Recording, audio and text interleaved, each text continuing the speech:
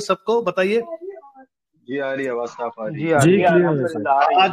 आज कुरान की खीरत स्पेशल जी रहेगी, चालू हो चुकी है।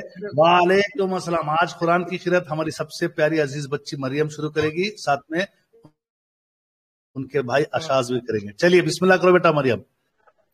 अऊज़ु बिल्लाहि मिनश शैतानिर रजीम। बिस्मिल्लाहिर रहमानिर रहीम। बोलो। No no no need to scare. बोलो, अभी आप फिनिश करो जल्दी। चलो। पहला कलमा तय्यब। तय्यब माने पाक। ला इलाहा इल्लल्लाहु मुहम्मदुर रसूलुल्लाह। माशाल्लाह माशाल्लाह। अभी भाई अब भाई को दे दो, अशाज को दे दो, बड़े भाई को दो। अच्छा, दूसरा कलमा भी फिनिश करो। चलो। अच्छा दूसरा भी करो बेटा, वेरी गुड। दूसरा कलमा शहादत। शहादत। चलो कोई बात नहीं, भाई को पढ़ने दो। चलो, इट्स ओके भाई को पढ़ने दो। तो जोर से पढ़ो, जल्दी फिनिश करो, अंकल वेट कर रहे हैं। नो इश्यू, बच्ची है, let her take time. Mohammed guide करो बेटा। दूसरा कलमा हाँ पढ़ो। चलो साथ में पढ़ो, दोनों भाई बहन साथ में पढ़ो। शहादत माने गवाही देना। अशहदु अल्ला इलाहा इल्लल्लाहु वहदहु ला शरीका लहु व अशहदु अन्ना मुहम्मदन अब्दुहु। माशाल्लाह। तो अभी बेटे अशाज कुछ पढ़ेंगे क्या, कुरान की कोई एक सूरत? हाँ मोहम्मद अशाज पढ़ेंगे। जी हाँ, कल भी पढ़ना। हाँ कल भी। मरियम को रोज टाइम देंगे हमेशा। बिस्मिल्लाहिर्रहमानिर्रहीम। अरअयतल्लज़ी युकज़्ज़िबु बिद्दीन फ़ज़ालिकल्लज़ी यदउल यतीम वला यहुब्बुल ज़ालिमिन मिस्कीन फ़वैलुल लिलमुसल्लीन الذين هم عن صلاتهم ساهون الذين هم يراءون ويمنعون الماعون। माशाल्लाह बेटा, अल्लाह ताला आपको, आपकी बहन को, आपकी पूरी फैमिली को अल्लाह ताला खूब कबूल करे। यही जज्बा होना चाहिए हर फैमिली में, हर बच्चे के अंदर। अब अल्लाह ताला जो है ना वो सिफात दे के पैदा करता है, बस हमको उन सिफातों को बाहर लाने में पेरेंट्स मदद करनी चाहिए। बहुत खुशी की बात है, हमारे महबूब कुरैशी साहब अपने बच्चों को मैं पिछले 2 साल से देख रहा हूँ, छोटे छोटे हैं बच्चे। अभी मरियम मेरे ख्याल से अभी 4th ईयर या 5th ईयर है ना अपने महबूब भाई? 4 साल। हाँ 5 ईयर्स की है बच्ची, 5 ईयर्स की है और बहुत ही प्यारी बच्ची है माशाल्लाह। आप तमाम हमारे हाजरीन, उस बच्ची के बदौलत देखो 200 का अपर सर्किट भी लग गया अपने एकेडमी के ऑडियंस पे माशाल्लाह। और अल्लाह ताला खूब हमारे महबूबे को इसी तरह से प्यार मोहब्बत साथ कैप्सूल एकेडमी के साथ जोड़े रखे। आप जैसे कि स्क्रीन पे देख रहे हैं, सेशन आज का है निफ्टी की पाठशाला by Mehboob Qureshi, live from UAE Sharjah. उससे पहले मैं एक चीज आप लोगों को बता दूं ताकि आप लोगों का एक समा बन जाए कि भाई शेयर मार्केट क्या है। एक किसी बड़े कवि ने लिखा है जिनका नाम है साहिल श्रीवास्तव, जिंदगी भी एक शेयर मार्केट है जिसमें कि रोज उतार चढ़ाव होता रहता है, मगर इसमें सफल वही होता है जो सही रास्ता यानी सही स्टॉक या सही इक्विटी शेयर चुनता है और वो धैर्य से यानी हिम्मत रखकर उसके सफल होने का इंतजार करता है। और जितने भी लोग नए जुड़े हैं उनके लिए ये है, जिंदगी में हमेशा एक बात याद रखो, जो स्ट्रगल नहीं करता वो कभी सक्सेस को हासिल नहीं कर सकता। तो ये जो हमारा जो पीरियड होता है लर्निंग का, उसको आप स्ट्रगल बोल सकते हैं।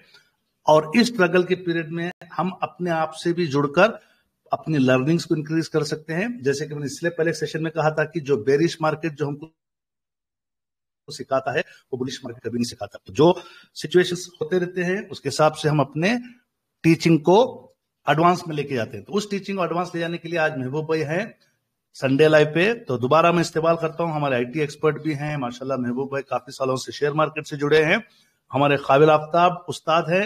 तो ज्यादा ना मैं उनके बारे में बोलते हुए खुद को बुलाता हूं। महबूब कुरैशी भाई, प्लीज वेलकम। अस्सलाम वालेकुम। बहुत टाइम के बाद आज फिर से एकेडमी में जुड़ने का मौका मिला है। तो जी, और जिस तरीके से आप दस्तावेज देता आपको भाई जी म्यूट कर दे, कंटिन्यू करें महबूब भाई। पब्लिक जरा सा ज्यादा सवाल ना पूछे, स्पीकर को बोलने दें। जी कंटिन्यू करें महबूब भाई। मैं अगर आपने भी जैसा सब्जेक्ट आपको पता ही है कि हम लोग जो आज डिस्कस करने वाले हैं वो मार्केट के बारे में डिस्कस करने वाले हैं, ठीक है। तो सबसे पहले तो हम लोग ये देखेंगे कि जो हम लोगों ने 1 महीना या 2 महीना पहले जो हम लोग ने प्रेडिक्शन किया था, ठीक है, क्या मार्केट ने उसी तरीके से बिहेव किया है या नहीं किया है, ठीक है। क्योंकि एनालिसिस करना और एक कंफर्मेशन करना कि ये वहां आना है, ये हम लोगों ने बहुत पहले ही प्रिडिक्ट किया था, राइट। और उसके बाद में मार्केट ने उसी तरीके से चाल चला, करेक्ट है। हालांकि बहुत से लोगों ने डिमांड सप्लाई और उसमें कोई ट्रेंड लाइन खींच रहा है, कोई जो भी ब्रेकआउट की लाइन खींच रहा है, या फिबोनाची पे आएगा या यहाँ आएगा वो आएगा, वो सब हम लोग ने देख चुके, राइट। बट उसमें आप ये भी बोल सकते हो कि जियोपॉलिटिकल इशू हो या फिर इसका हो, इलेक्शन का टाइम हो, चाहे वो यूएस इलेक्शन हो, चाहे वो किसी और चीज का इलेक्शन हो, या जो सिचुएशन चल रही है अभी अराउंड द वर्ल्ड वो हो, तो मार्केट ने उस तरह रिएक्ट किया या नहीं किया, राइट। तो सबसे पहले तो मैं ये दिखाता हूं आपको कि हमारा जो कंफर्मेशन था कि इसको 200 पे आना ही आना है, उसका रीजन क्या था, ठीक है।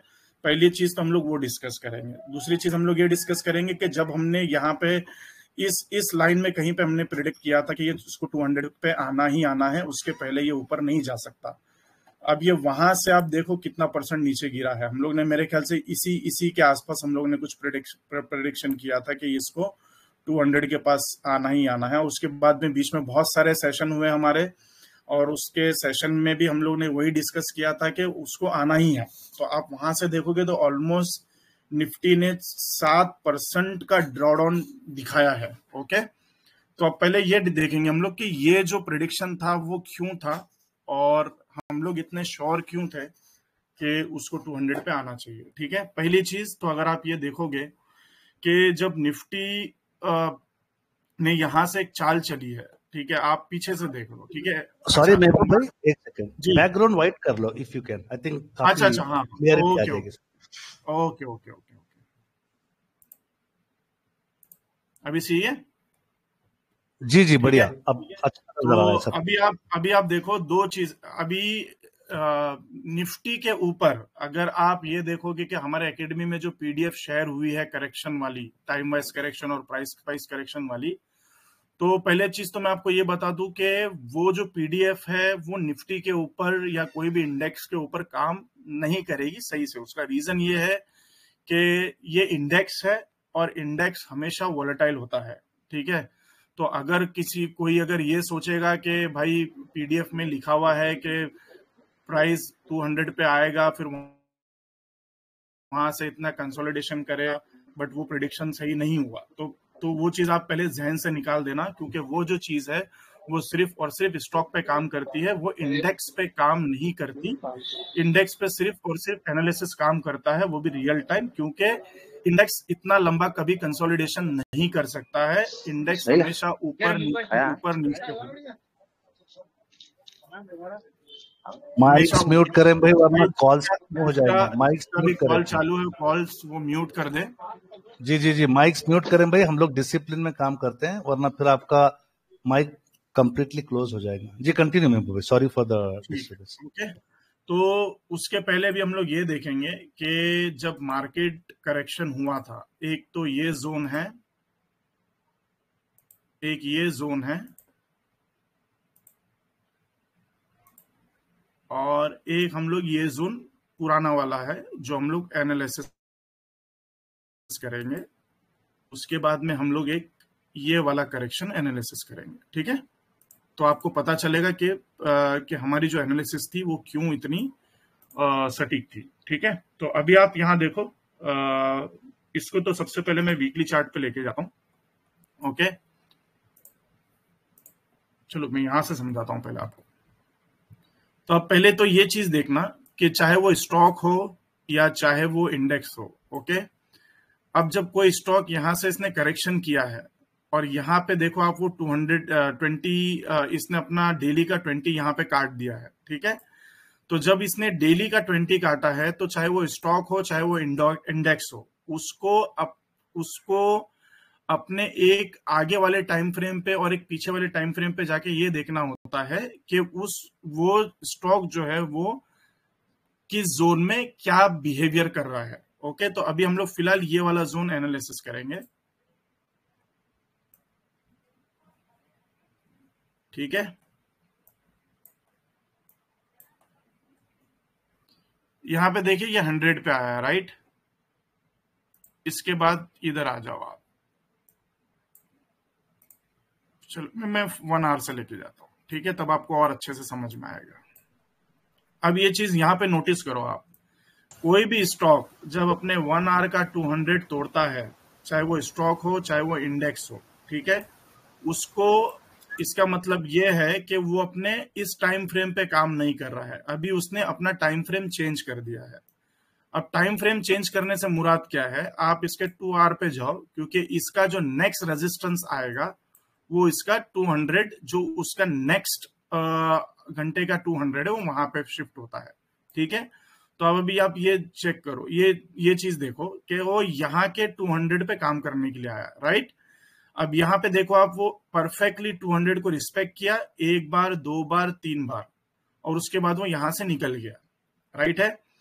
अगर इसको इसके ऊपर की जर्नी चालू करनी होती, यहीं से अगर इसको कंटिन्यू करना होता तो वो यहीं से कंटिन्यू करता, वो यहां से नीचे नहीं आता, ठीक है। तो ये पहली एनालिसिस है। अब सेकंड एनालिसिस आप यहां पे आ जाओ। अच्छा, जैसा मैंने आपको बोला कि अपना जो पीडीएफ है वो इंडेक्स के ऊपर बिल्कुल भी काम नहीं करेगा, क्योंकि इंडेक्स बहुत वॉलेटाइल होता है, ठीक है। अब आप इसको यहां पे आ जाओ। अब हम यहां पे देखते हैं इसने क्या किया। यहाँ पे देखो, इसने 200 यहाँ पे ब्रेक कर दिया। इसका मतलब ये है कि अब ये अपने नेक्स्ट टाइम फ्रेम के 200 को करेक्शन करने जाएगा।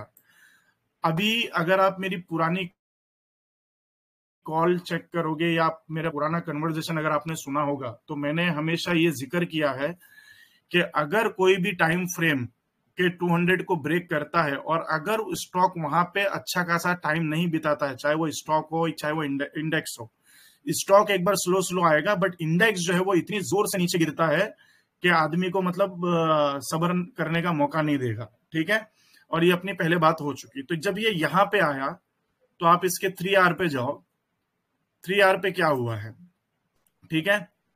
अब इसने यहाँ के 3 आवर का भी 200 काट दिया था। इसका मतलब ये है कि ये अपने 4 आवर के 200 को टच करेगा, और उसके बाद में अगर इसने 4 आवर का भी 200 काटा है तो अपने डेली के 200 को टच करने आना चाहिए, ओके। तो अभी आप ये अक्टूबर का जोन देखो, जब इसने यहाँ पे 200 मिस किया था, ये देख रहे हो आप जोन, ठीक है, जो वहां पे 200 इसने ब्रेक कर दिया। इसका मतलब इसको अपने 4 आवर के 200 पे आना ही आना है। ये 200 यहाँ पे इसने टच नहीं किया और ये यहां से ऊपर निकलने की कोशिश किया, लेकिन जब ये नीचे गिरा तो ये बहुत जोर से गिरा। और ये मैंने बहुत बार कॉल पे कह चुका हूं कि जब वो ऊपर से गिरता है ना, इंडेक्स स्पेशली, तो इतनी जोर से गिरेगा कि आपको मतलब काटो तो खून नहीं, पानी पीने का मौका भी नहीं देगा वो, ठीक है। तो आप अभी ये देख लीजिए, अब जब इसने यहाँ पे 200 अपना काटा, तो अभी इसका मतलब ये है कि अपना नेक्स्ट टाइम फ्रेम के 200 को उसको टच करना ही करना है, उसको बिना टच करे ये आगे नहीं निकल सकता, ठीक है। तो अभी आप यहां पे आ जाओ, अक्टूबर, ये देखो, ठीक है।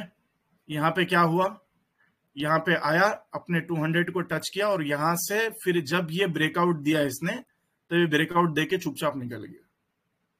सही है।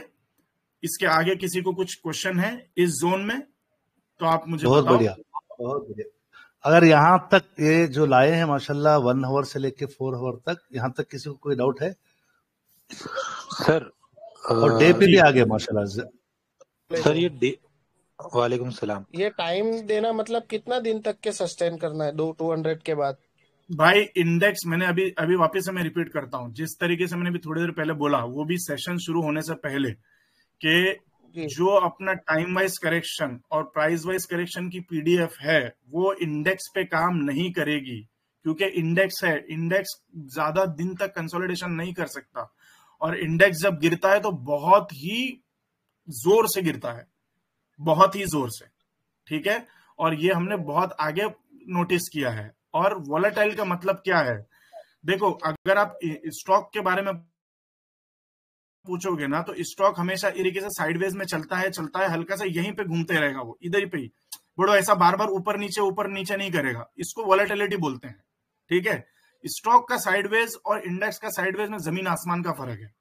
तो आप अपने ग्रुप में जो पीडीएफ शेयर करी है, आप उसको इंडेक्स, मतलब वो पीडीएफ को इंडेक्स से कंपेयर मत करो, ठीक है भाई, क्योंकि इंडेक्स है, इंडेक्स 50 स्टॉक से बना हुआ है, ओके। तो इंडेक्स ज्यादा देर तक कंसोलिडेशन नहीं कर सकता, वो करेक्शन करने आएगा और वो ऊपर की तरफ निकलेगा, वो वोलाटाइल होगा, लेकिन उसमें प्राइस वाइज करेक्शन का कोई मायने नहीं है, उसमें सिर्फ और सिर्फ ईएमए का करेक्शन हम लोग देख सकते हैं। वो भी किस तरीके से?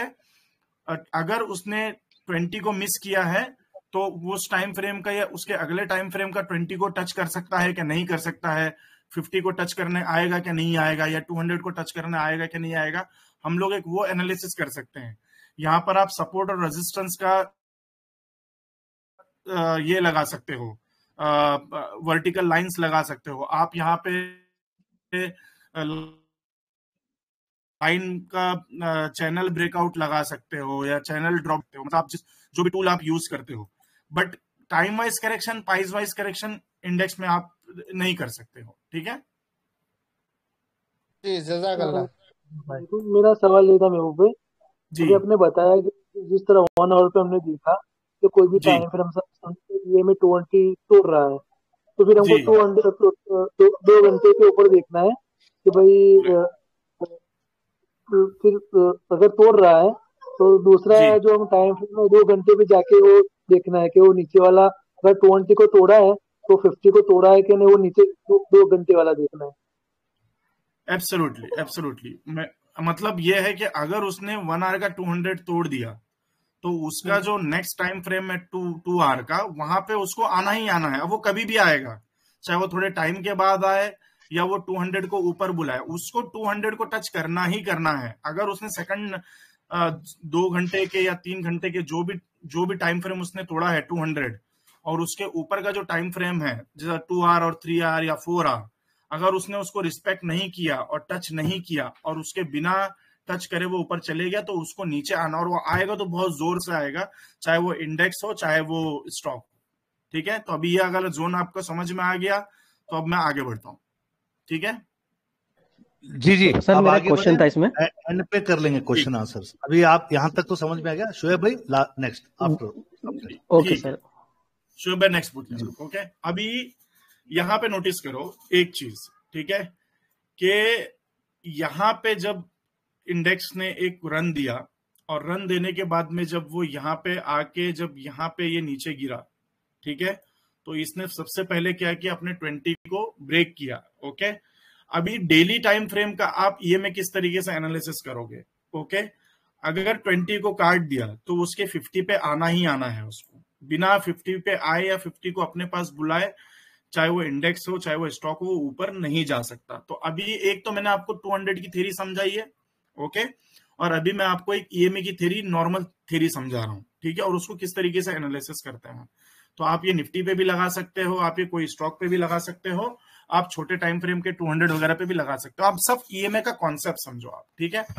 तो किस तरीके से हम लोग एनालिसिस करते हैं वो, तो अब यहाँ पे इसने 50 मिस किया है, इसका मतलब क्या है, अब अगर इसने यहाँ पे 50 मिस किया है तो ये कोई ना कोई टाइम फ्रेम के 200 के पास में भी ये कंसोलिडेशन कर रहा होगा। अभी हम लोग ये जोन खाली नोटिस करेंगे, जनवरी से लेकर मई वाला जोन, ठीक है। तो let's move on to 4 hour, ठीक है। 3R। ओके, अभी देखो ये इसके 3R के टाइम फ्रेम पे काम कर रहा है। वो उसकी वजह ये है, अभी ये जो एक छोटी छोटी कैंडल होती है ना, ये छोटी छोटी कैंडल इग्नोर करने वाली कैंडल होती है। आप इसको इग्नोर कर सकते हो, जरूरी नहीं है कि मतलब कैंडल जो ये इस तरीके से जोन नहीं बनना चाहिए। अगर ये जोन बन गया तो इसका मतलब ये इसके नेक्स्ट वाले टाइम फ्रेम पे, मतलब 4R के टाइम फ्रेम पे ये जो जोन है ना, ये वाला जोन नहीं बनना चाहिए। तो यहाँ पे वो जोन नहीं बना। यहाँ पे क्या हुआ है, यहाँ पे ईएमएस सारे ऊपर है, हल्की सी 1 2 3 कैंडलें बनी है, उसके बाद में वो ऊपर निकल गया। फिर यहाँ पर भी आया, 1 2 कैंडल नीचे बनी है, वो ऊपर निकल गया। बट ये वाला जोन भी हम लोग एनालिसिस करेंगे, बट अभी मैं यहाँ पे बता रहा हूँ, ठीक है। तो कोई भी स्टॉक या कोई भी चाहे वो इंडेक्स हो, चाहे वो कोई भी स्टॉक्स हो, अगर उसने अपने डेली का 20 तोड़ दिया तो उसको अपने 50 पे आना ही आना है। ओके, अब यहाँ पे वो 50 पे आया और उसके बाद में अगर वो कंसोलिडेशन कर रहा है, अगर वो यहां से ऊपर नहीं गया, इसका मतलब ये है कि वो अपने कोई ना कोई टाइम फ्रेम के 200 के ऊपर काम कर रहा है। वो 1R भी हो सकता है, वो 2R भी हो सकता है, वो 3R भी हो सकता है, वो 4R भी हो सकता है। वो आपको चेक करना है। जिस तरीके से हम अभी यहाँ पे गए थे, हम लोग ने यहाँ पे 4R पे गए, हमने देखा कि 4R पे ये 100 पे यहाँ पे इसने टच किया, ठीक है, बट ये 100 पे कंसोलिडेशन कर रहा है, तो कौन से 2R पे काम कर रहा है ये, ठीक है। तो अभी हम पीछे, अभी हमने देखा कि ये यहाँ पे 4R के 200 पे काम कर रहा है। अभी आप यहाँ पे देखोगे इसने 1 बार टच कर दिया, 2 बार टच कर दिया, 3 बार टच कर दिया। इसका मतलब ये है कि जब भी कोई स्टॉक या जब भी कोई मैं स्टॉक ही बोलूंगा बार बार, क्योंकि हम लोग इंडेक्स पे काम नहीं करते, जो हमारे लिए हराम है, ठीक है। तो आप इसको इस तरीके से समझो कि समझ लो ये कोई स्टॉक है, XYZ स्टॉक है, जब भी आपके 200 पे आ रहा है, इसका मतलब ये है कि आपको ये यहाँ पर अपॉर्चुनिटी दे रहा है अपना फर्स्ट ट्रांच ऐड करने के लिए। तो आपको कोई भी स्टॉक अगर मिल रहा है जो साइडवेज में है, तो आपको वो देखना है कि वो कौन से टाइम फ्रेम के 200 पे काम कर रहा है। जैसे एन एग्जांपल, अगर आपने यहाँ पे स्टॉक ले लिया, अगर आपको ऐसा लगता है कि अभी ऊपर जाएगा और आपने यहाँ पे स्टॉक ले लिया, यहाँ पे लेने के बाद में अगर ये ऊपर गया बट ऊपर और उसके ऊपर जनरली इसने चालू नहीं किया और ये नीचे आया, तो आपके माइंड में साइकोलॉजी ये होनी चाहिए कि भाई ये यहां पर से नीचे गिर गया, कोई बात नहीं, क्योंकि वो अपने इसके 200 पे काम कर रहा है, तो मुझे कोई डरने वाली बात नहीं है। मतलब मेरा जो स्टॉक है वो बाउंस करेगा और मुझे नुकसान नहीं होगा। तो वो जो वापस से 200 से बाउंस बैक करेगा। तो अभी आप देखो निफ्टी ने क्या किया, निफ्टी यहाँ पे 3R पे काम कर रहा था, 3R पे काम करके यहां से निकल गया। अब यहाँ पे जो इसने 200 मिस किया है, तो अब इसने कौन सा 200 मिस किया है, तो अभी आप देखो ये जो है वो डेली का 200 मिस किया था, ठीक है। ये ऐसा नहीं है जरूरी के डेली का नहीं, सॉरी 4R का, ठीक है। यहाँ पे ऐसा नहीं है जरूरी कि यार ये मतलब यहाँ पे आया है, ब्रेक किया है तो इंडेक्स है, ठीक है, तो वो नीचे जाएगा ही जाएगा। वो कभी भी जा सकता है, अपने 200 को भी ऊपर बुला सकता है। तो अब यहाँ पे देखोगे, जैसा मैंने बोला कि आपको एक दो कैंडल इग्नोर करना पड़ेगा। तो आप देखो यहाँ पे ब्यूटीफुली वो 3R के 200 पे काम कर रहा था, यहाँ से टच करके निकल गया। अब जब इसने ये वाला जोन मिस किया ना, तो इसका मतलब ये है कि ये हो सकता है जब तक कि ये ब्रेकआउट यहां से नहीं दे, सक्सेसफुल ब्रेकआउट, तब तक कि आपको करेक्शन जो है, मतलब आपका जो आप ये बोल सकते हो कि इसमें जो एक अपमूव है, आप उसको कंफर्म नहीं कर सकते हो। और जो मैं अपमूव की बात कर रहा हूं, किस तरीके की बात कर रहा हूं, ये वाला मूव, ब्रेकआउट होने के बाद में ऐसा मूव आना चाहिए। अगर ऐसा मूव नहीं आया और नीचे गिर गया, इसका मतलब ये या तो वापस से अपने 200 पे आएगा 3R के, या तो वो अपने नेक्स्ट टाइम फ्रेम के 200 पे जाएगा, जो अपना निफ्टी ने किया। ये यहां पर गया, ब्रेकआउट सस्टेन नहीं किया, नीचे आया और बहुत जोर से नीचे आया, अपने 4R के 200 को टच किया, रिस्पेक्ट करके ऊपर निकल गया, ठीक है। अब यहां तक सबको समझ में आ गया कि 3R में, 4R में, और इसके बाद में यहाँ पर सस्टेन किया, साइडवेज ये ब्रेकआउट सक्सेस नहीं की, उसके बाद ये नीचे गिर गया। यहाँ तक समझ में आ गया। शोएब भाई आपका सवाल पूछिए। ये 4 जून का है।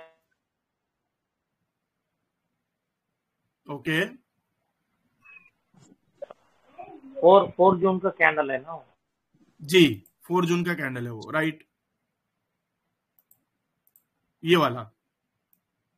वो नॉन मतलब किसी को अंदाजा ही नहीं था उसका ऐसा हो सकता है। करेक्ट है, लेकिन देखो आप जो बोल रहे हो राइट है, किसी को अंदाजा नहीं हो सकता है कि ये हो सकता है, लेकिन अगर आप ईएमए में मास्टर कर लिए ना तो आपको ये सब फॉल आप मतलब प्रिडिक्ट कर सकते हो। मैं मतलब लोग बोलते हैं कि प्रिडिक्शन नहीं कर सकता है, वो मुझे ऐसा लगता है कि यार या तो उन्होंने थ्योरी अच्छे से सीखी नहीं है, या तो उनको ऐसा लगता है कि सामने वाला बहुत बकवास कर रहा है। ठीक है, और मैं बहुत सारे वीडियो देख चुका हूँ, चाहे वो यूट्यूब हो, चाहे वो आप बैंक्स वगैरह के कॉल्स वगैरह देखो, चाहे वो एक्सिस बैंक हो, चाहे वो आईसीआईसीआई बैंक हो, किसी चीज के भी कॉल देखोगे ना तो डिस्क्लेमर लिख के ही आता है कि भाई मतलब मार्केट है, जरूरी नहीं है कि वो नीचे करेक्शन करने आएगा। ठीक है, बट अगर आप एक ही चीज को अगर आपने मास्टरी कर ली ना तो आप 100% ये फॉल्स जो है वो ये जो फॉल है ना वो प्रिडिक्ट कर सकते हो। जैसे एन एग्जांपल अभी मैं आपको बताता हूँ। अभी समझ लो यहाँ पे ये गैप अप ओपन हुआ था, राइट। हम लोग सिर्फ ये वाला जोन एनालिसिस करते हैं, सिर्फ ये वाला जोन हम लोग एनालिसिस करते हैं, और हम लोग ये देखते हैं, ठीक है, अभी ये वाला ये जो 1 डे की कैंडल है, राइट, ये वाली हम लोग यहाँ पर एनालिसिस करेंगे, यहाँ पे ये वाले जोन में, ठीक है, ताकि लोगों को थोड़ा सा ये हो जाए। अभी मैं आया 4R पे, यहाँ पे 3R पे, 1R पे, ओके।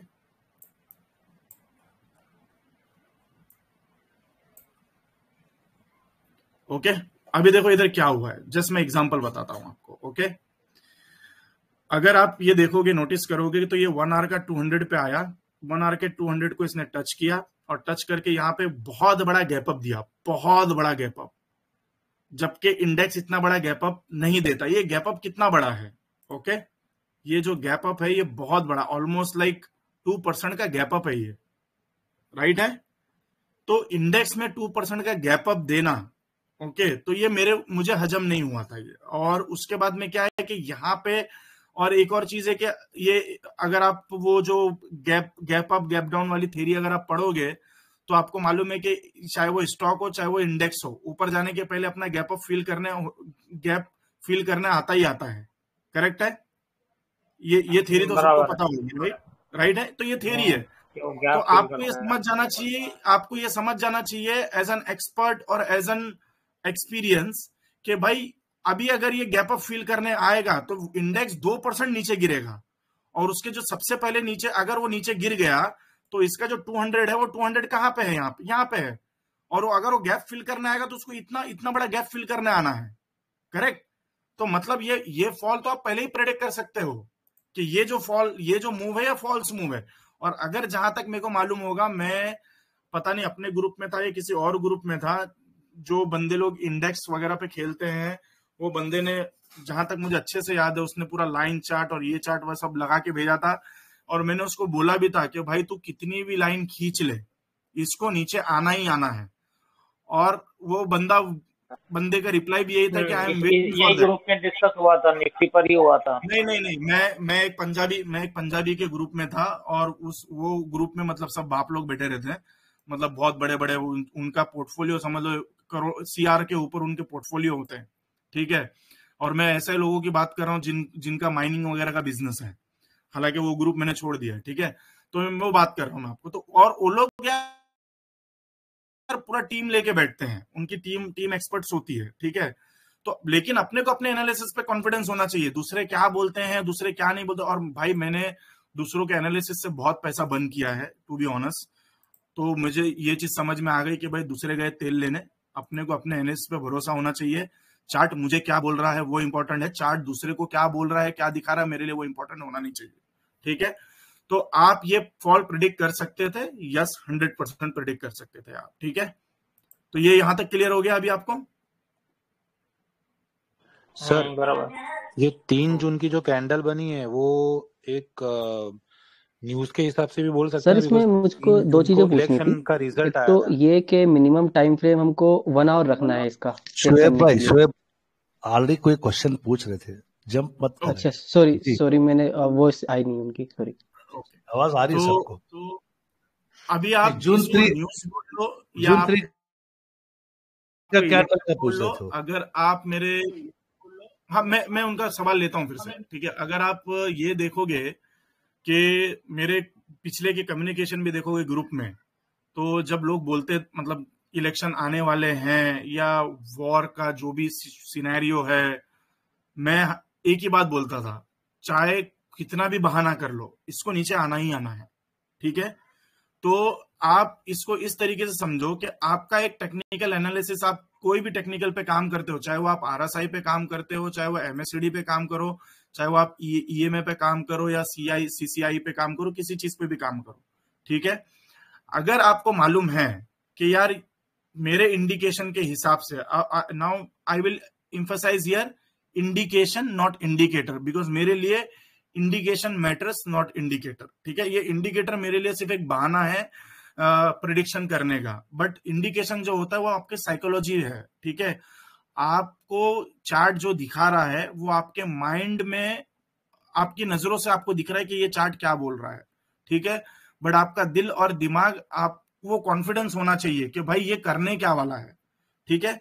तो अगर कोई बंदा गैप अप गैप डाउन पे ही सिर्फ काम करता है या कैंडलस्टिक पैटर्न पे काम करता है या किसी चीज पे भी काम करता है, तो उसको इतना मालूम होना चाहिए कि भाई इसको फिलअप करने आना ही आना है, चाहे वो कभी भी आए। मैं ये नहीं बोलता हूं कि वो दूसरे दिन ही आ जाए या तीसरे दिन ही आ जाए, उसको आना ही आना है। भले वो थोड़े टाइम के लिए मूव देगा, या तो ये वाला मूव देता हो, उसके बाद में नीचे गिरता, भाई उसको आना ही आना है। गैप अप गैप डाउन का जो बेसिक फंडा है और बेसिक अल्गोरिदम है, या आप बोल लो उसको फाउंडेशन है, वो यही है, तो उसको आना ही आना है। अब उसमें आप न्यूज घुसा दो, आप उसमें इलेक्शन घुसाओ, कुछ भी घुसाओ, यार वो पूरे बहाने हैं मेरे हिसाब से। चार्ट जो बोलता है, जो थ्योरी बोलती है, जो आपका एनालिसिस बोलता है, आपको उस पर भरोसा होना चाहिए। ऊपर ऊपर चले गया तो तीर है, नहीं तो फकीर है, सिंपल, ठीक है। अब आप उसको इस तरीके से समझो, ओके। तराजू है, तराजू के अंदर दो चीज आप रख लो, एक रख लो आप मतलब 100 किलो का आप सेब रख लो, और एक तराजू में आप एक सिर्फ 10 किलो का सेब रखो, ठीक है। तो आपके हिसाब से सबसे ज्यादा महंगा क्या होना चाहिए? जिसने सवाल पूछा था जवाब देंगे? सेब। अरे भाई 100 किलो वाला सेब महंगा होना चाहिए 10 किलो वाला? 100 किलो वाला। 100 किलो वाला, ठीक है। सबकी राय यही है, 100 किलो वाला, ठीक है जी। अब मैं बोलता हूं आपको कि एक बंदे ने जो 100 किलो जिस पे रखा हुआ है सेब, उसमें से 90% सेब सड़े हुए हैं, और जहां पे 10 किलो रखा हुआ है वहां पे सारे जो सेब है वो क्वालिटी वाले अच्छे सेब है। अब तराजू कौन सा भारी हुआ, 10 किलो वाला 100 किलो वाला? 10 किलो। तो बात यही है, किलो वाला ही भारी रहेगा सर। भाई वैसा नहीं होता है। 100 किलो वाला कैसा भारी होगा? अगर किसी को सेब खरीदना है तो पहले 10 किलो वाले सेब बिकेंगे कि पहले 100 किलो वाले सेब बिकेंगे? 10 किलो वाले। तो मार्केट में क्या चलता है? मार्केट में क्वालिटी चलती है। अगर आप पेनी स्टॉक लोगे और आप बोलोगे कि भाई ये चल नहीं रहा है, चल नहीं रहा है, चल नहीं रहा है, तो आपने उठाया ही कचरा। भले आपने 5000 क्वांटिटी उठा ली उसकी, और एक बंदे ने 500 क्वांटिटी उठाई 100 रुपए वाले शेयर की, और आपने 5000 क्वांटिटी उठाई 1 रुपए वाले शेयर की, जो कि जिसकी वैल्यू सेम है, बट एक बंदे ने क्वालिटी वाला उठाया, आपने क्वालिटी वाला नहीं उठाया। तो quantity is not a matter, quantity important नहीं है यहाँ पे। तराजू आपका 2 मिनट के लिए भारी हो जाएगा, बट उसमें क्वालिटी क्या है वो इंपॉर्टेंट है। तो एनालिसिस कोई भी कर सकता है।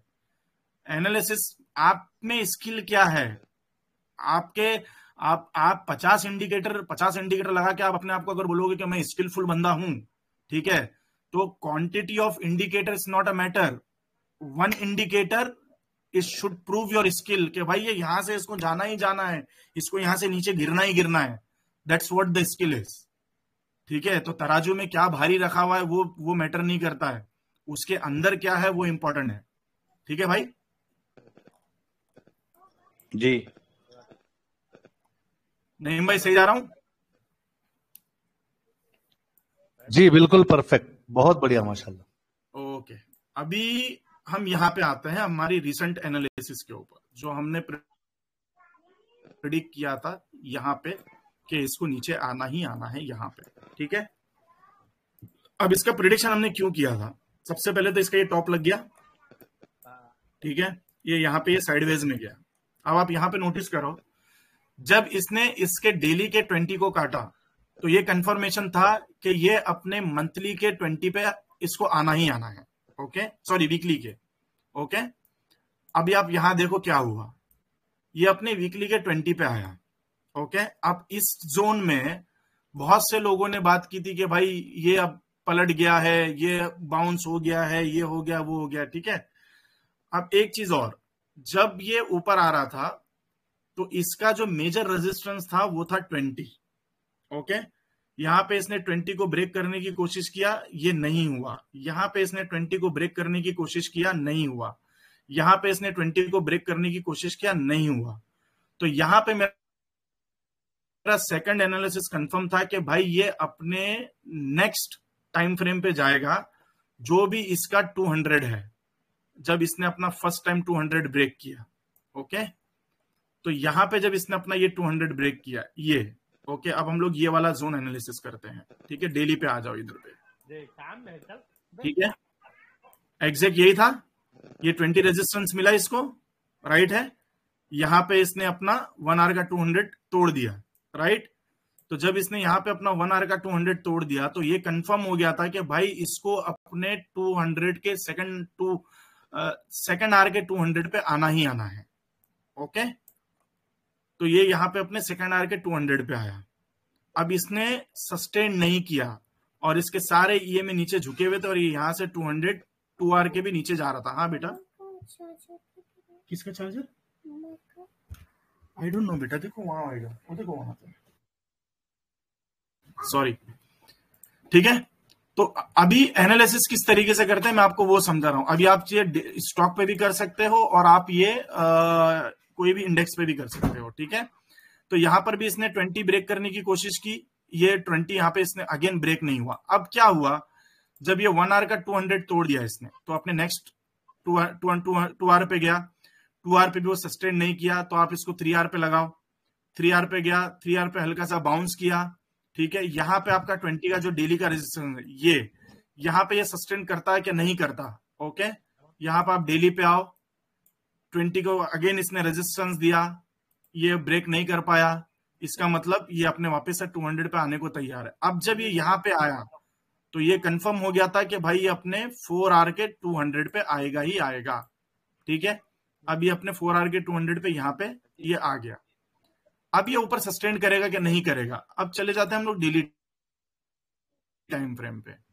अब डेली टाइम फ्रेम पे देखो अब क्या हो गया। अब यहां पे इसने क्या किया, अब ये 9 EMA इसका रेजिस्टेंस बन गया और 9 EMA यहाँ पे मतलब वो कोशिश कर रहा है ब्रेकआउट करने की, वो कर ही नहीं पा रहा है, ठीक है। तो इसका मतलब क्या है कि अब ये अपने वीकली के टाइम फ्रेम के 20 को करेक्शन करने को जाएगा। अब इसने जब वीकली के टाइम फ्रेम को भी करेक्शन किया और जब ये वाला इसने जोन तोड़ दिया, तो मुझे अच्छे से याद है मेरी और यूसुफ भाई की बात हो रही थी, अगर यूसुफ भाई कॉल पे होंगे तो मैंने यही कहा था कि अब ये अपने 50 वीकली के 50 के जोन पे जाएगा। और अगर आप मेरा ये चेक करोगे, अपना पुराने जो कम्युनिकेशन चेक करोगे और जो मैंने लेवल बताया था, मैंने ये बताया था कि मुझे लग रहा है कि निफ्टी जो है 23,300 के आसपास आएगा। ये 50 जो 60 है ना, वो एक बफर रखना पड़ता है ताकि यार अपनी भी बेइज्जती नहीं हो, ठीक है। जो भी है सच बोल रहा हूं मैं, ठीक है। तो 50 पॉइंट आप इज्जत के समझ लो, बाकी की अपनी एनालिसिस समझ लो, ठीक है। तो इसको 50 पे आना ही आना था, वीकली के 50 पे आना ही आना था इसको। तो आप अगर इसको यहां से देखोगे तो इसका मतलब यहाँ पे कंफर्म हो गया। जब इसने अपने यहाँ पे जब इसने अपने 4 आवर के 200 को तोड़ा तो ये कंफर्म था कि ये अपने डेली के 200 पे इसको आना ही आना है और बिना 200 के आके जाएगा नहीं। अब जब इसने यहाँ पे डेली के 200 पे जब यहाँ पे इसने ये वाली कैंडल बनाई थी, तो यहाँ पे जो हमारा एनालिसिस था वो थोड़े टाइम के लिए था, वो ये था कि यहाँ पे इसने 20 ब्रेक कर दिया है। अब मुझे लग रहा है कि यहाँ पे 50 पे आएगा। अब ये 50 पे आया, ये 50 पे आके निकल गया। तो यहां तक आपको एनालिसिस समझ गया? समझ गया। बहुत बढ़िया, ठीक है भाई। तो आप इसको चाहे कोई इंडेक्स पे लगा लो, चाहे आप इसको कोई स्टॉक पे लगा लो, चाहे आप इसको दुनिया के कोई भी मार्केट में लगा लो, सिस्टम इसी तरीके से काम करेगा और आप प्रेडिक्शन कर सकते हो, नो डाउट। आप टाइम वाइज करेक्शन भी प्रेडिक्ट कर सकते हो, आप प्राइस वाइज करेक्शन भी प्रेडिक्ट कर सकते हो। आपको मैं अभी एक बताता हूं, मैं एक स्टॉक में मैंने रिकवरी ली है, ठीक है, और मैं टॉप पे लिया था, नॉन शरिया कंप्लायंस शेयर था। अगर इजाजत है नईम भाई तो मैं शायद बता सकता हूँ, सिर्फ इसलिए बता सकता हूँ क्योंकि यार कभी कभी क्या होता है, डिस्क्लेमर यही कि वो एजुकेशन के लिए बता रहे हैं, वो एजुकेशन के लिए, हाँ, बाय सेल रिकमेंडेशन नहीं है। बट मैं ये बताना चाहता हूं कि अगर आप में कॉन्फिडेंस होता तो क्या आप उस चीज को प्रेडिक्ट कर सकते थे या नहीं कर सकते थे, बस मेरा बोलने का मतलब ये है, ठीक है। और थोड़ी बहुत हम लोग ने एनालिसिस की थी, अब क्योंकि मेरे जो दूसरा ग्रुप है उसमें नॉन मुस्लिम बंदे भी हैं, ठीक है, तो हम लोगों को सिर्फ मेरा स्टॉक नहीं देखना होता है, हमारे को थोड़ा बायस भी होना पड़ता है। और कभी कभी ऐसा होता है कि यार वो आदमी भावनाओं में बह जाता है तो वो स्टॉक ले लेता है, ठीक है। अब देखो मैंने क्या किया था, मैंने स्टॉक है ना यहाँ पे लिया था, ये जोन में या ये जोन में लिया था, यहाँ पे लिया था कि जब ये 9 EMA से पलटा था, ठीक है, और मैंने अच्छा खासा पैसा लगाया था इसमें। इवन मेरे ग्रुप में भी जो नॉन मुस्लिम बंदे हैं हम लोगों ने लगाए थे, इसमें हम लोगों ने स्टोरी पकड़ी थी, बट वो स्टोरी चली नहीं, पता नहीं क्यों। अब जब यहां से नीचे गिरा, आप देखो कितना % नीचे गिरा है, ठीक है, यहां से लेकर यहां तक एक 23% 25% का ड्रॉडाउन। मतलब अगर आप मुझे पूछोगे तो मेरा उस टाइम पे इसमें लॉस होगा, मेरे ख्याल से कुछ 60,000 के आसपास मेरा लॉस होएगा। अब मैंने इसको रिकवर कैसा किया, अभी आप मैं उसको ये बताता हूं कि मैं इसको रिकवर कैसा किया मैंने, ठीक है। तो जब इसने ये 9 काटा तो मैं सबसे पहले इसके तो आगे वाले टाइम फ्रेम पे चला गया कि भाई जब इसने 9 काटा है यहाँ पे, ठीक है, मैं इसको लगा देता हूं यहाँ पे, ओके, मैं इसको यहाँ पे लगाता हूं, ठीक है, ये जोन में ये। तो जब इसने ये अपना 9 काटा तो मुझे एक ये कंफर्मेशन था कि भाई इसका जो वीकली 9 है वो बहुत दूर है, ठीक है। तो अगर ये अपना करेक्शन करने आएगा तो मोस्ट प्रोबेबली अपने 9 पे करेक्शन करने आ सकता है। ये मेरी ये हमारे EMA की एनालिसिस है, बराबर है। अब क्या हुआ, जब ये यहां पर आके इसने क्लोजिंग दी ना, तो मैंने इसमें एवरेज डाउन किया, यहां पे सेकंड ट्रांच एवरेज डाउन किया मैंने, ओके। तो जब मैंने एवरेज डाउन किया तो मेरा जो लॉस था वो हल्का सा हाफ हो गया, ठीक है। अब इसमें एक चीज और आप सोचो कि जब इसने यहां पे करेक्शन करना है तो मेरे माइंड में एक चीज था कि भाई ये अपने डेली के 200 पे भी आ सकता है। तो आप साइकोलॉजिकली, मतलब जो आपका जो एक ये होता है ना, ब्लड प्रेशर बोल दो या आप कोई भी चीज बोल लो, आप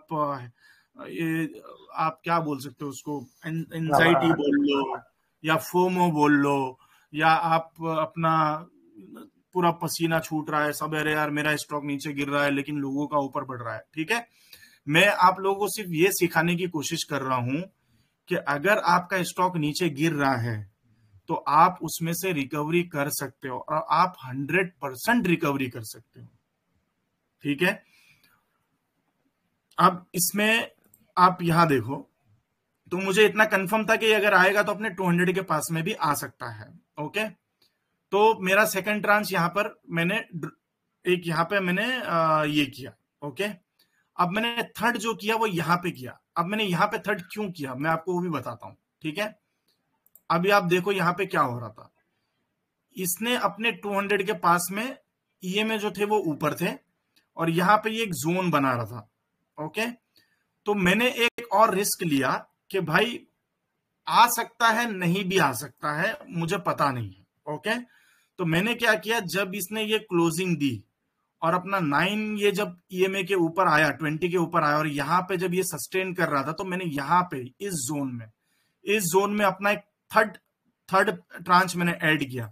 और मैंने, आप यकीन मानो, ऊपर से मैंने 1000 क्वांटिटी यहां बाय की थी, 1000 क्वांटिटी यहां बाय की, 1000 क्वांटिटी मैंने 20 के आसपास बाय करी, 3000 क्वांटिटी, और लास्ट में मैंने यहां पे जब इसने अप ट्रेंड दिया ना तब मैंने एक रिस्क लिया। मतलब यार नसीब में लगा तो तीर, नहीं तो फकीर, मैं वैसी आदमी हूं।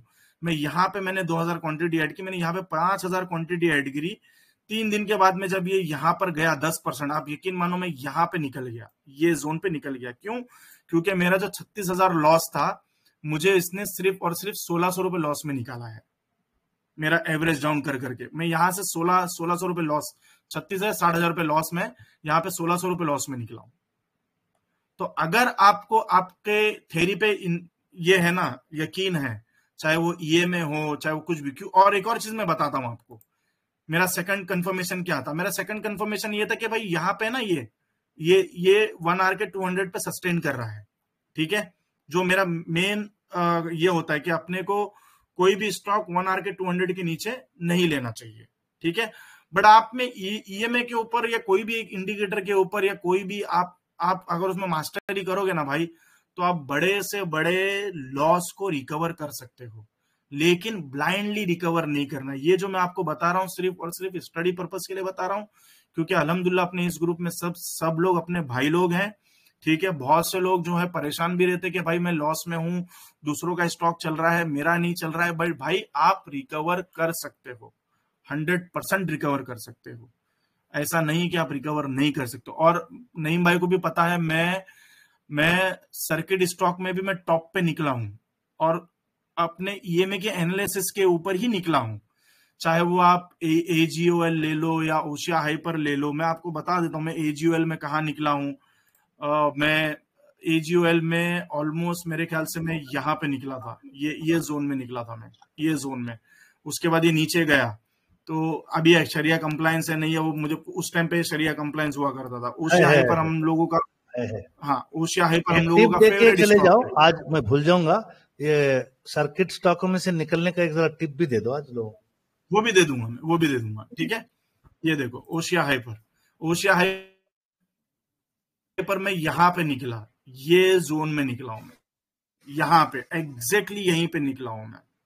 और नईम भाई को पता है, जब हम लोग दुबई में मिले थे तब मैंने उनको बोला था कि नईम भाई मैंने एंट्री ली है यहाँ पे। अब मैंने एंट्री क्यों ली यहाँ पे, हालांकि मैं यहाँ पे घुसा था और यहाँ पे मैंने लॉस बुक करके निकल गया था। उसकी वजह ये थी कि हम लोग थोड़ा फंडामेंटल घुस गए थे और फंडामेंटल के बेस पे हम लोग इसको होल्ड करे थे।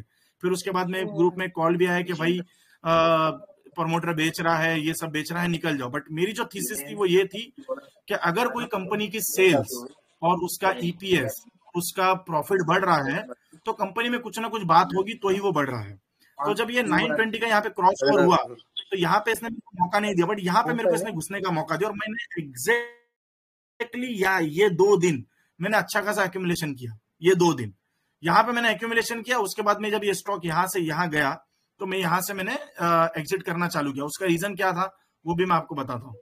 पहला रीजन ये कि ये जो एक कैंडल बनी हुई है, ठीक है, ये इसका रेजिस्टेंस है, राइट, इसका एक ये रेजिस्टेंस है। अब इसका रेजिस्टेंस क्यों है, उसकी वजह ये है, ये इसका रेजिस्टेंस है, देखो यहाँ पे, ओके। या तो ये सस्टेन करे या तो ये ब्रेकआउट करके निकल जाए, ओके। तो ये पहले अपनी थीसिस ये थी कि भाई ये अगर थोड़ा बहुत ऊपर जाएगा तो यहाँ। अब मैंने प्रॉफिट जो बुक करना शुरू किया ना, मैंने प्रॉफिट यहां से बुक करना शुरू कर दिया था। मैं बताता हूं आपको, मैंने यहां से प्रॉफिट बुक करना शुरू कर दिया था। यहां से जब ये जब फर्स्ट टाइम इसने ये वाला जोन में जब इसने डाउन चालू किया ना, तो मैं यहां से लेकर यहां तक मैं प्रॉफिट बुक करना शुरू किया। अब ये जो मैंने प्रॉफिट बुक किया था, अगर आप 15 मिनट का चार्ट देखोगे यहां पे,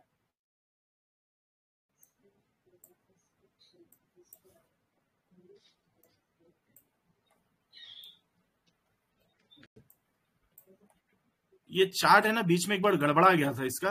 मैं बताता हूं आपको, पता नहीं हो, ये ट्रेडिंग व्यू का ग्लिच था, वो ओशिया हाइपर नहीं दूसरे भी स्टॉक में हुआ था, ठीक है। बट आप एक चीज नोटिस करना, अगर आप इसको छोटे टाइम फ्रेम पे देखोगे ना, ये वाले जोन को, तो यहां पर आपको 15 मिनट में अच्छी खासी वॉल्यूम दिखेगी। अब मैं खाली ये जोन टिक कर रहा हूं, ये दिख रही है आपको, ये दिख रहा है 15 मिनट में वॉल्यूम आना चालू हुआ, सेलिंग वॉल्यूम। तो जब ये सेलिंग वॉल्यूम आना चालू हुआ ना, और वो सेलिंग वॉल्यूम भी कैसा था, ये बड़े बड़े वॉल्यूम थे, ओके। ये इसके कंपैरेटिव वॉल्यूम था। फिर ये वॉल्यूम आया, ये यहाँ पे कोई बाइंग का वॉल्यूम ही नहीं दिख रहा था मेरे को। तो मैं बोला यार अब यहाँ से चुपचाप निकलने की बारी आ गई है, अब यहाँ से आप निकल जाओ।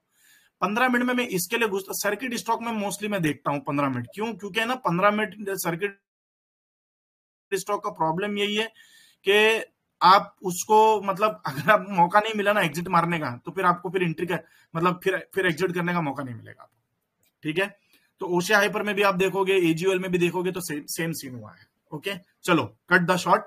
तो ये इसकी स्टोरी थी, ज्योति स्ट्रक्चर की स्टोरी ये थी कि भाई अगर आपको ईएमए पे दाव कंफर्म है और आपको मालूम है कि मंथली पे कहाँ आ सकता है, वो डेली पे कहाँ आ सकता है और कहाँ से पलट सकता है, तो आप 100% उसमें दाव खेल सकते हो और आप अपना लॉस रिकवर कर सकते हो, चाहे वो कोई भी स्टॉक हो, चाहे वो बड़ा स्टॉक हो, चाहे वो छोटा स्टॉक हो, ठीक है भाई। तो अपनी एनालिसिस पे भरोसा करो, किसी के बोलने पे जाने की जरूरत नहीं है। 4 बंदे क्या देख रहे हैं, 4 लोगों को चार्ट क्या समझ में आ रहा है, अपने को उससे फर्क नहीं पड़ता है। उसका चार्ट लेकर आपको अपने इंडिकेशन क्या समझ में आता है, अगर आपको ऐसा कॉन्फिडेंस है तो आप बिंदास घुस जाओ और उसको खेलो, ठीक है। नहीं भाई, और कुछ लोगों के सवाल? अभी हम सवाल ले लेंगे। इंडेक्स तो अभी लाइव में आवाज आ रही है अपने में भाई? लाइव में जब आप लाइव में क्वेरीज लेंगे तो प्रैक्टिकली उनको समझ में आएगा। शुएब, आपने बीच में सवाल पूछे था, अभी आपको मौका मिल रहा है। शुएब नाम वाले कौन थे? 2 बार माइक ऑन करके सवाल पूछ रहे थे, है या कॉल में से चले गए? चलिए, लाइन जंप कर रहे थे, जब लाइन में नंबर आया तो गायब हो गए। चलिए भैया, दूसरे लोग जिसको सवाल पूछना है अपना नाम बोलो, सवाल पूछो। वालेकुम सलाम जी भाई। मैं भाई, मेरा एक स्टॉक था, अगर आपकी इजाजत तो ईएमए पे ही है। कोई बात नहीं, बोलो ना। मैं उसको बहुत दिनों से देख रहा हूँ, HEUBACH ह्यूगच कोलोरन। डे के टाइम फ्रेम में एकदम सीधी लाइन बन के जा रही है। ये क्या स्टॉक का क्या नाम है? हाँ यही है ओके, पिगमेंट का।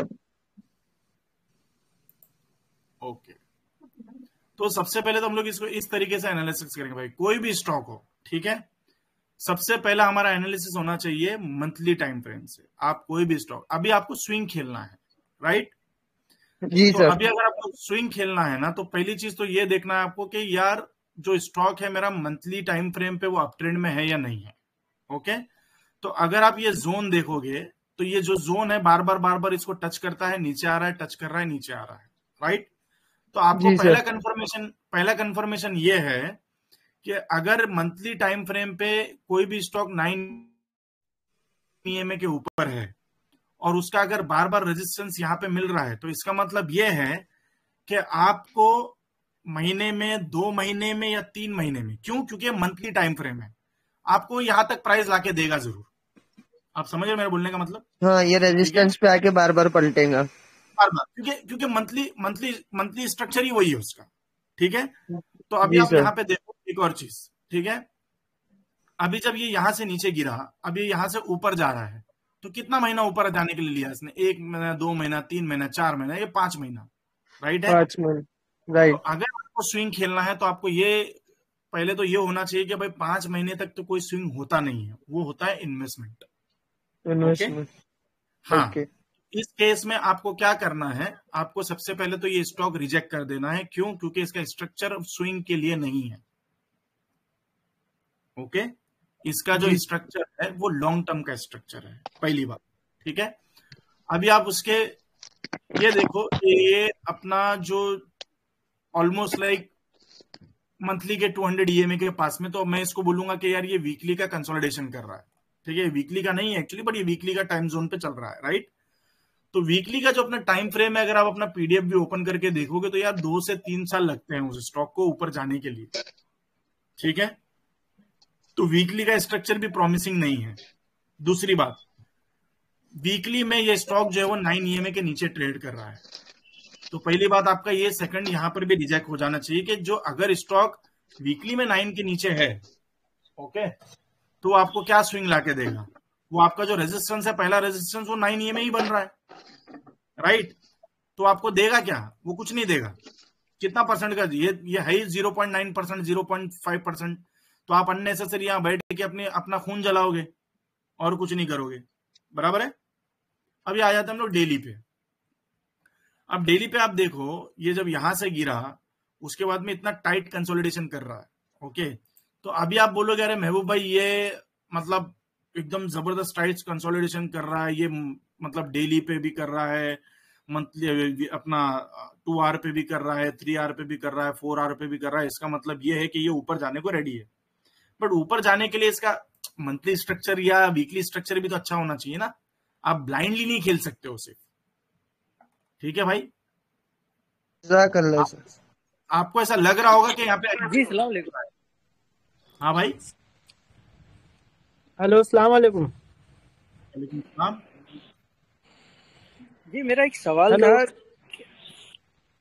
टेक्नोलॉजी के बारे में बताया ना, क्विक हिल टेक्नोलॉजी। एक मिनट भाई, सबसे पहले दूसरे भाई का सवाल लेते हैं। हाँ भाई बोलिए। अच्छा, अभी लोग जो भी सवाल पूछ रहे, एक सेकंड ना, एक सेकंड, हमारे कौन भाई साहब बात कर रहे हैं? मोनीस भाई बात कर रहे हैं। तो यहाँ पे महबूब भाई से जो आज का जो सेशन है वो निफ्टी की प्रेडिक्शंस, निफ्टी की प्रोबेबिलिटीज पे बात करें। हाँ मोनीस भाई, आप अपना सवाल पूछो। जो अगले सवाल आएंगे कोशिश करो कि आज के सेशन पे अपने सवाल हो। जी मोनीस भाई कंटिन्यू। महबूब भाई, अगर ये निफ्टी का भी अगर समझो कि जो 200 EM है वो डेली वीकली में भी दोनों में अगर 200 के नीचे जाती है तो हम वो कौन सा टाइम वाइज करेक्शन पकड़ सकते हैं, डेली वाला या वीकली वाला, फिर या मंथली पे जाना पड़ेगा? डाउट, निफ्टी इतना लंबा नहीं जा सकता अनटिल एंड अनलेस पूरे दुनिया में कुछ छिड़ नहीं जाए। आप समझ रहे हो? क्योंकि देखो, अभी आप बोलोगे यहाँ पे मंथली का 200 मिस किया है, यहाँ पे 200 मिस किया है, राइट? तो क्या ये 200 पे आएगा? यार 11,000 पे निफ्टी आना पॉसिबल ही नहीं है, पहली बात, ठीक है? या आप वीकली का भी 200 ले लो, 19,000 पे आना, क्योंकि अभी क्या है मालूम है, इंडिया का जो इकोनॉमी है ना बहुत स्ट्रांग है भाई, बहुत स्ट्रांग है। और दूसरी चीज क्या है कि इंडिया ग्रोथ कंट्री है, okay? It is not like other country. तो आप स्टॉक, ये जो ईएमए है ना, ये ईएमए आप मतलब अपनी जो ईएमए की थ्योरी है वो करेक्शन, प्राइस वाइज करेक्शन और टाइम वाइज करेक्शन की, वो आप इंडेक्स पे नहीं कर सकते भाई, बिल्कुल भी नहीं कर सकते, वो रॉन्ग है। आपको सिर्फ उसी टाइम, आपको है ना, मतलब प्रेडिक्शन कैसा करना है, आपको सिर्फ उतने टाइम के लिए प्रेडिक्शन करना है। मतलब अगर ये इस जोन में 1-2 महीना चल रहा है तो आपको 1-2 महीने का ही प्रेडिक्शन करना है, आप उसको साल का प्रेडिक्शन नहीं कर सकते हो आप, क्योंकि इंडेक्स है ये, इंडेक्स का प्रेडिक्शन मतलब आप उतना लंबा प्रेडिक्शन नहीं कर सकते हो। महीना 2 महीना समझ में आता है, बट इतना लंबा नीचे गिरना बोले तो जब तक के इंडिया पे कोई वॉर नहीं छिड़ जाए तब तक वो पॉइंट ही नहीं है।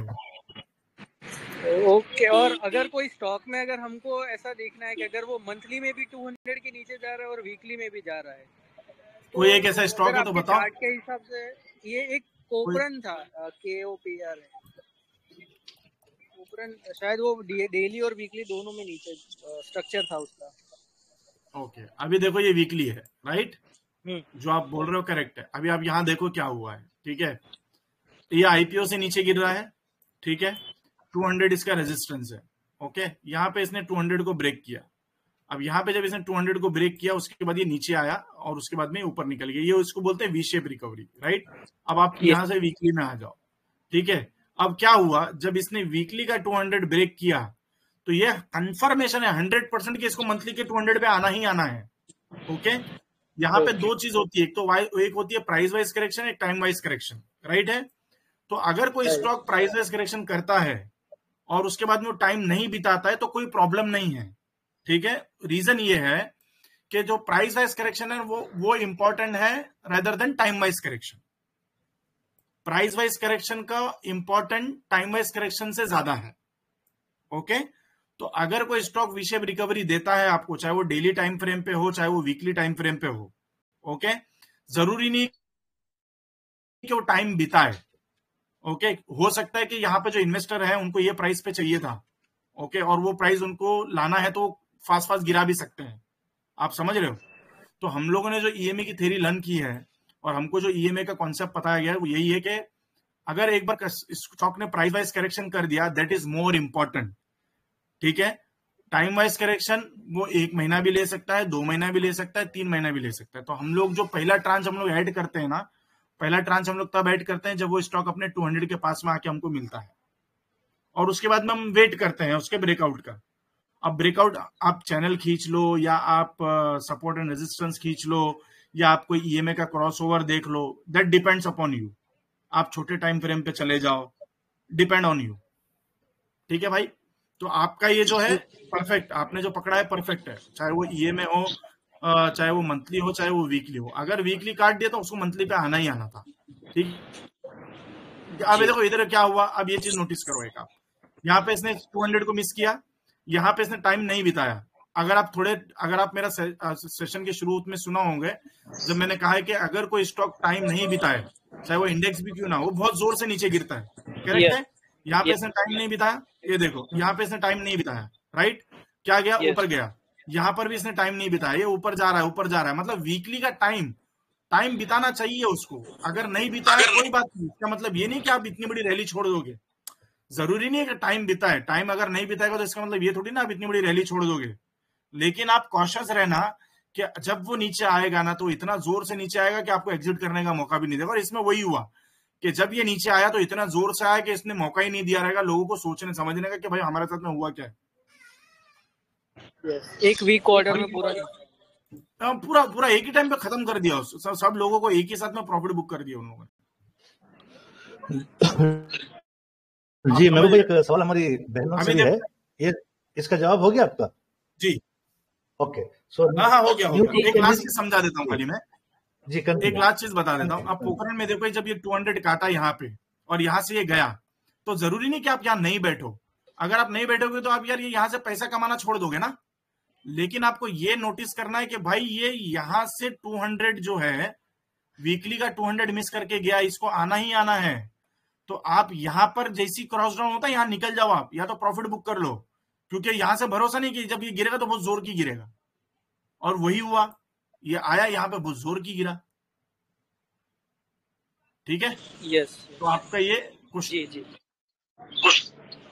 कंप्लीट। जी महबूब भाई, आपको एक सवाल ये है हमारे बहनों की ग्रुप से, आवाज आ रही है? नहीं भाई, हाँ, आपका वीपीएन थक रहा है अभी।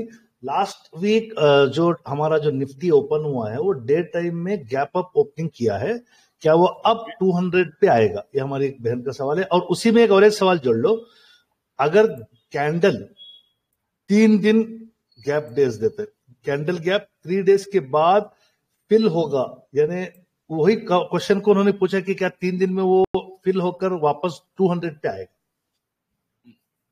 लास्ट वीक का मतलब लास्ट मंडे से देख लो आप।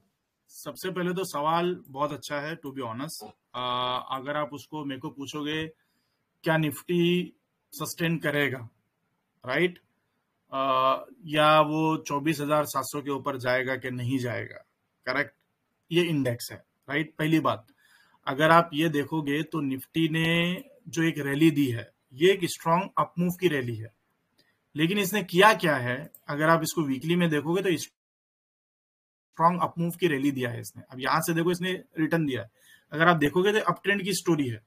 बट प्रॉब्लम क्या हो गया कि यहाँ पे जब ये डेली क्लोज किया ना आते आते, तो इसने बेरिश कैंडल बना दिया इसने। ठीक है मोहम्मद, कल इसको लेना बेटा, जाओ, मैं बाद में सिखाऊंगा आपको, जाओ बाद में सिखाऊंगा, ठीक है। तो अभी आप देखोगे तो यहाँ पे इसने आते आते 20 को, मतलब यहाँ पे आते आते इसने बेरिश क्लोजिंग दे दी इसने, ठीक है। तो सीन ये है कि अब मुझे ऐसा लग रहा है कि अगर निफ्टी को यहां से ऊपर जाना है तो ये 24,700 के आसपास आए, यहाँ पे थोड़ा सस्टेन करे, उसके बाद ऊपर निकले 24,800 या 24,000, हाँ 24,800 24,700 के आसपास आके ये ऊपर निकले। अगर नहीं तो अगर ये नीचे गिरेगा तो मुझे ऐसा लगता है कि इसका जो सपोर्ट लेवल है वो 24,350 के आसपास या 24,200 के आसपास दिख रहा है।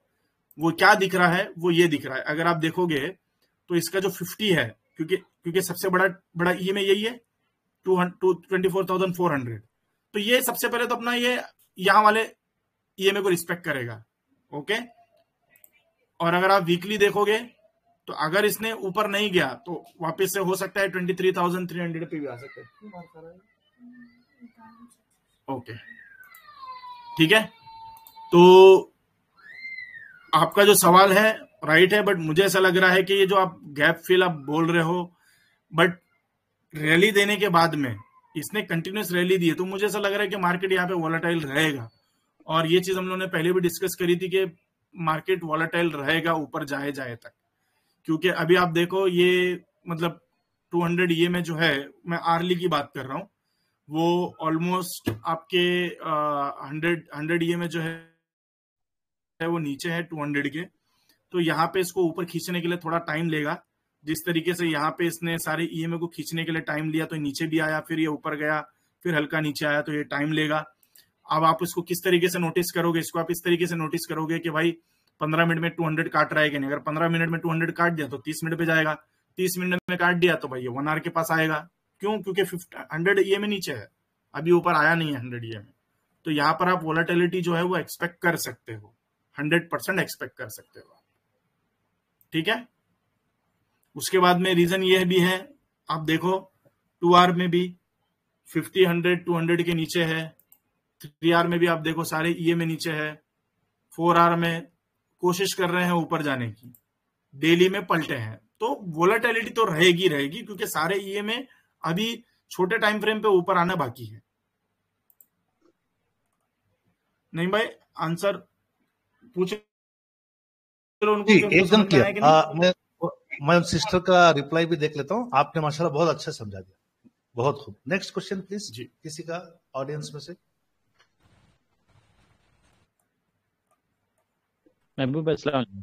सिस्टर ने थैंक यू बोला है, उन्होंने सवाल समझ गया आपका, जज़ाकल्लाह। महबूब भाई ये मेरे को डिटेल में स्टडी करना है, तो कोई सोर्स? यार कोई सोर्स, टू बी ऑनेस्ट, मतलब कैसा बोलूं यार मैंने ना मतलब हम लोगों ने क्या किया था, हम लोग जब कोविड के टाइम पे हम लोग एक ग्रुप ज्वाइन किए थे जिसको RS वॉरियर ग्रुप बोलते हैं। पता नहीं यहाँ पे बहुत से लोगों को शायद पता भी होगा। परिमल पारिक करके एक बंदा है जिसने मतलब जिसकी वजह से इंडिया में मेरे ख्याल से अगर रिलेटिव स्ट्रेंथ रिटेलर में अगर पॉपुलर हुआ रहेगा तो वो बंदे की वजह से हुआ रहेगा, परिमल पारिक करके। तो जब मैं उसका सेशन मैंने खरीदा था 500 रुपए में, उस टाइम पे तो 500 रुपए में मिलता था, तो मैंने उसका सेशन खरीदा था 500 रुपए में। उसका पहले यूट्यूब पे सेशन आया था फेस टू फेस में, ओके।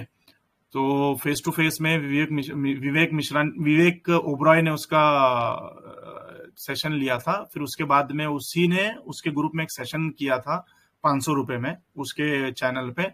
वो चैनल के थ्रू हम लोग घुस के उसके ग्रुप में हम ऐड हुए थे, और वहां पर एक बंदा था ईएमए एक्सपर्ट, उसका मैं नाम नहीं लूंगा क्योंकि अभी ये जितने भी लोग हैं ना, ये चाहे वो परिमल पारिक हो जाए, चाहे वो जितने भी हो विवेक मिश्रानी, यार ये सब अपनी दुकान चला रहे हैं, ठीक है। पहले शुरू में उन लोगों ने बहुत मतलब नहीं हम लोग गरीबों की हेल्प कर रहे हैं, हम रिटेलर की हेल्प कर रहे हैं, ऐसा वैसा। बाद में जब लोगों ने अपना अपना ग्रुप चालू किया और मैं उसके ग्रुप में था, ओके, मैं उसके ग्रुप में, फिर मैं उस ईएमए वाले बंदे के ग्रुप में गया। उसका कॉन्सेप्ट मुझे अच्छा लगा, वो उसने सिखाया। वो भी बंदा किसी और से, उसने मेरे ख्याल से सुनील मेगलानी से सीखा था, ठीक है। तो उसने सुनील मिगलानी से सीखा होगा और हम लोगों को उसने सिखाया था, उसने फ्री में सिखाया था। उसके बाद में जब उसने सेशन चालू किया भाई 55,000 या 60,000 रुपीज में उसने सेशन चालू किया था। बंदे का मेरे को डीएम भी आया था कि यार आप अपनी स्टडी जो है वो इसी तरीके से शेयर मत करो, आप मेरे साथ जुड़ जाओ, हम लोग है ना आपको रॉयल्टी देंगे। तो भी ऑनेस्ट बोल रहा हूँ मैं आपको, ठीक है। वो मुझे बात हजम नहीं हुई, क्योंकि यार जब हमने फ्री में सीखा है तो मैं दूसरों को पैसे में क्यों सिखाऊं। और ऐसा जरूरी नहीं है कि यार अब यार ठीक है, मेरा माइंडसेट अलग है, दूसरों का माइंडसेट अलग होता है, ठीक है।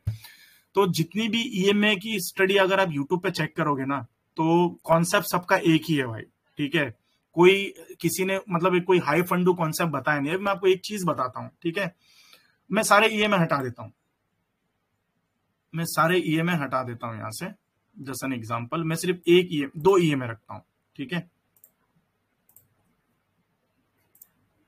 अब आपको ऐसा लग रहा होगा कि यार हमारा पैसा नहीं बन रहा है, दूसरों का पैसा बनता है, हमारा ही पैसा नहीं बनता है, ठीक है। मैं आपको बताता हूं एक चीज, ठीक है।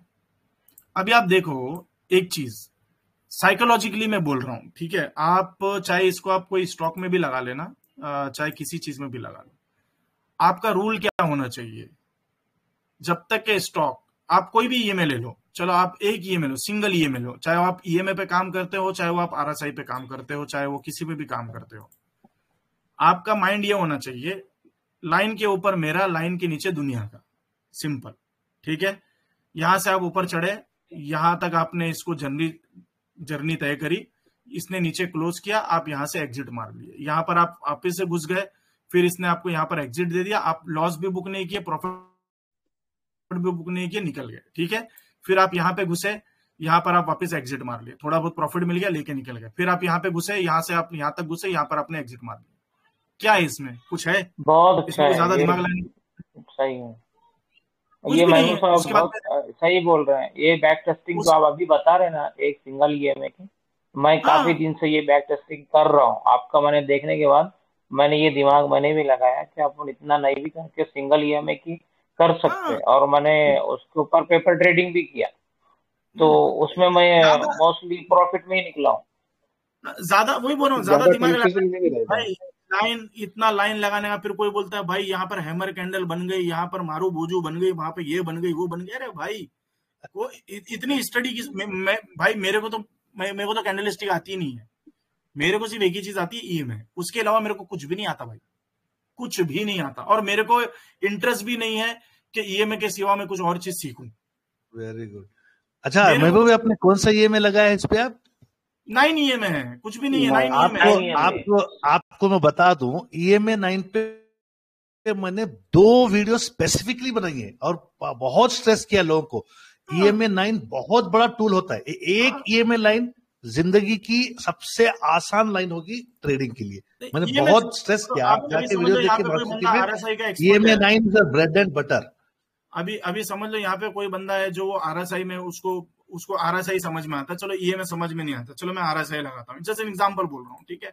अब यहाँ पे तुमने आरएसआई लगा दी है, ओके, आरएसआई 9 ईएमआई के ऊपर, जब तक कि आरएसआई इसके ऊपर है तब तक कि मेरा नहीं है नीचे, खत्म। नीचे गया तुम एग्जिट मार दो, फिर ये उसके बाद यहाँ पर ऊपर गया तुम एंट्री मार दो, फिर ये नीचे गया एग्जिट मार दो, फिर यहाँ पर तुम्हारे को इसने एंट्री दे दिया, फिर यहाँ पर एग्जिट दे दिया, फिर एंट्री दे दिया, फिर यहाँ पर एग्जिट दे दिया, एग्जिट दिया, उसके बाद में एंट्री नहीं दिया उसने, अब यहाँ पे तुम्हारे को वापस से उसने एंट्री दिया, ठीक है, उसके बाद में वापस से तुम्हारे को एग्जिट दे दिया उसने, फिर उसके बाद में एंट्री दिया, ले लो। मतलब एक बात बता रहा हूं, जो चाहे वो आरएसआई लगाओ, चाहे एमएससीडी लगाओ, चाहे आप ईएमआई लगाओ, कोई भी एक इंडिकेटर पे मास्टरी करो, 50 इंडिकेटर लगा के पूरा चार्ट को ऐसा बना दो कि मतलब वो आपको कराटे भी आते हैं, बॉक्सिंग भी आती, माइक टाइसन भी बन गए, ब्रूस ली भी बनने का है, उसके बाद में आपको वो खबीब भी बनने का है।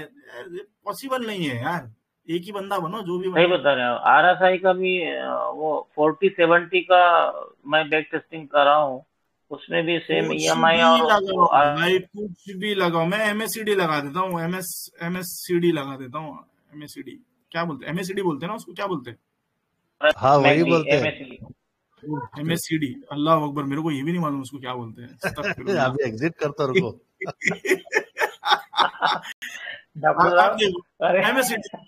ठीक है, ये यहाँ पर तुम एंट्री मारे, यहाँ पर तुमने एंट्री लिए, यहाँ पे तुमने चलो यहाँ पे तुम्हारे को एग्जिट मिल गया, खत्म है। फिर ये देखो तुम्हारे को इसने एंट्री दिया नहीं, यहाँ पे तुम्हारे को इसने एंट्री दिया, यहाँ पर तुम एंट्री घुस गए, फिर ये इसने एग्जिट दिया, एग्जिट मार दी, फिर इसने एंट्री दिया, एंट्री ले लिए, फिर इसने एंट्री नहीं दिया, फिर यहाँ पे इसने एंट्री दिया। यहाँ पर तो अपने नीचे तो लेते ही नहीं है, ऊपर लेते हैं, राइट। बट एक एग्जाम्पल, आदमी रिस्क लेता है, जिसको रिस्क लेना है ले लो। यहाँ पे इसने एंट्री मारा, यहाँ तक उसको कुछ भी प्रॉफिट मिली। तो भाई साथ ही चलते हैं, लॉन्गर हायर टाइम फ्रेम पे वो साथ ही चलते हैं, ईएमआई 9 और मंथली और वीकली हिस्टोग्राम। चाहे वो एमएससीडी लगाओ तुम, सीएससीसीआई लगाओ तुम, ईएमआई लगाओ, कोई भी एक चीज को मास्टरी करके खत्म करो। 1.0 में ही बताया था ईएमआई 9 की इंपॉर्टेंस। हाँ, शॉर्टर टाइम फ्रेम में मैंने ईएमआई 7 का डे में कहा था, बट वीकली मंथली में मैं पहले दिन से ईएमआई 9 पे स्ट्रेस कर रहा हूँ। कहीं पे भी लगाओ, वीकली पे लगा दो। देखो वीकली में क्या हुआ है, और ज्यादा अच्छा करता है क्या है। जैसा मतलब इन्वेस्टर है तो इन्वेस्टर के हिसाब से खेलो, स्विंग ट्रेडर है तो स्विंग के हिसाब से खेल लो। अभी लोगों को प्रॉब्लम यह है कि लोगों को चाहिए मतलब आज पैसा डाले तो कल को वो शॉर्ट टर्म खेलते, थोड़ा सा एक स्टॉक टेस्टिंग करता ना तो परेशान हो जाते हैं। बहुत खूब अभी माशाल्लाह। ऐसा ऐसा ज्यादा हाल एक ही स्टॉक का चल रहा है, अभी वारी का चल रहा है, 9 EMA के आसपास ही खेल रहा है वो। नहीं, नहीं, उसमें वो इसमें लार्जर इसमें टाइम फ्रेम का इसमें एक और स्ट्रक्चर नहीं है। वारी का एक बार इसमें बता दो अपने महबूब भाई, वारी एनर्जीज का। अब इसमें भी एक चीज आप देखो, वारी में अगर मैं आपको बताऊं क्या होता है कि जब नॉर्मली ये देखो आदमी की जो साइकोलॉजी है ना वो कहाँ पे काम करती है मैं आपको बताता हूँ, ठीक है। अभी ये 15 मिनट समझो, मैं क्योंकि अपने ग्रुप में 15 मिनट पे लोग काम कर रहे हैं तो मैं 15 मिनट बता रहा हूँ, ठीक है। अभी यहाँ पे गया, ये जब यहाँ पे जाता है ना तो अब ये बढ़ गया, कितना परसेंट बढ़ा, 1%, 2%, अब यहाँ पे समझ लो 5-10% बढ़ गया। अब लोगों की चालू हो गई फुक फुक फुक फुक फुक फुक, अरे यार ये नीचे गिर गया तो, अरे यार ये नीचे गिर गया तो, अरे मैं निकल जाता हूँ, समझ रहे हो। अब स्टॉक से ज्यादा उनके दिल की धड़कनें धक धक धक धक धक, वो रेड ग्रीन उनके मन में ज्यादा होने लगता है।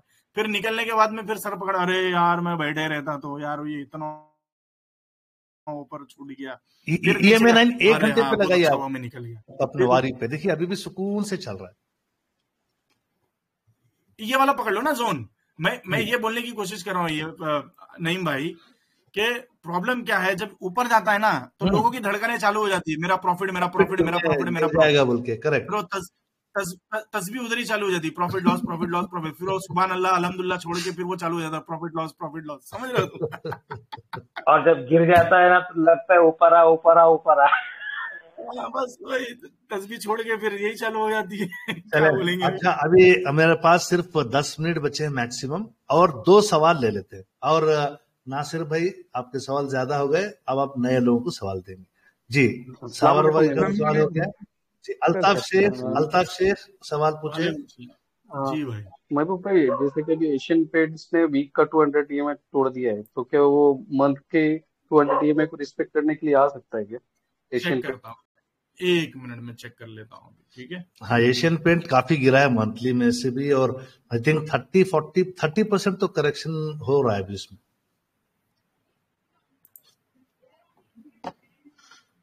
हाँ ये तो मजबूत गिरा है भाई। हम्म। पहली बात तो ये चेक करना था इसके। काफी लोगों को चूना लगा दिया एशियन पेंट ने। क्या 100 EMA में वो टच करके जा सकता है? हाँ, सबसे पहले तो ये चेक करना कि उसका रीजन क्या है। 8% गिरा एक है। मिनट, वजह से नहीं गिरा भाई, ये कुछ और वजह से गिरा होगा, इसका तो रीजन चेक करना। बिरला वाला ने एक एंटर मिनट, किया एशियन 10,000 करोड़ का एक। देखो अभी मैं आपको बताता हूँ, सबसे पहले तो एक फंडामेंटली ये भी चेक कर लो आप, ठीक है। अभी आप इसका क्वार्टरली रिजल्ट देखोगे तो भाई इसका क्वार्टरली रिजल्ट जो है वो प्रॉमिसिंग नहीं लग रहा है मेरे को। ऑलमोस्ट दिसंबर सितंबर में 2023 की बात कर रहा हूँ। रिजल्ट प्रॉमिसिंग क्यों नहीं लग रहा है, आप इसका ग्रोथ देखो। जून 2023 और सितंबर 2023 या मार्च 2023 का जो क्वार्टरली रिजल्ट है इसके, वो कंसिस्टेंट है, मतलब कुछ ऐसा खास बढ़ नहीं रहा है, ठीक है। 1800 करोड़, 2000 करोड़, 1700 करोड़ ये आसपास में थे। दिसंबर में भी 2000 करोड़। मार्च में क्या हुआ है, 1600 करोड़, 12 करोड़ के आसपास आ गया। मतलब भाई बहुत जबरदस्त ड्रॉडाउन। जो स्टॉक तो जो जिसका रिजल्ट तुम्हारे को 1800 करोड़, 2000 करोड़, 1700 करोड़ दे रहा है, सडनली वो 1600 करोड़ के पास आ रहा है, तो इसमें कुछ ना कुछ तो इशू हुआ है। ऑपरेशन प्रॉफिट अगर आप तुम इसका ओपीएम जो इसका ओपीएम देखो। अच्छा, एक रीजन मैं बता देता हूँ इसमें, जो मेरा ऑब्जर्वेशन है। एक एलसीड इन्वेस्टमेंट बोल के आप लोग काफी सुने होंगे ना, एलसीड इन्वेस्टमेंट। ये एलसीड इन्वेस्टमेंट के जो ओनर्स हैं ये वकील फैमिली के हैं, वही फैमिली है जो एशियन पेंट के प्रोमोटर्स हैं, ठीक है।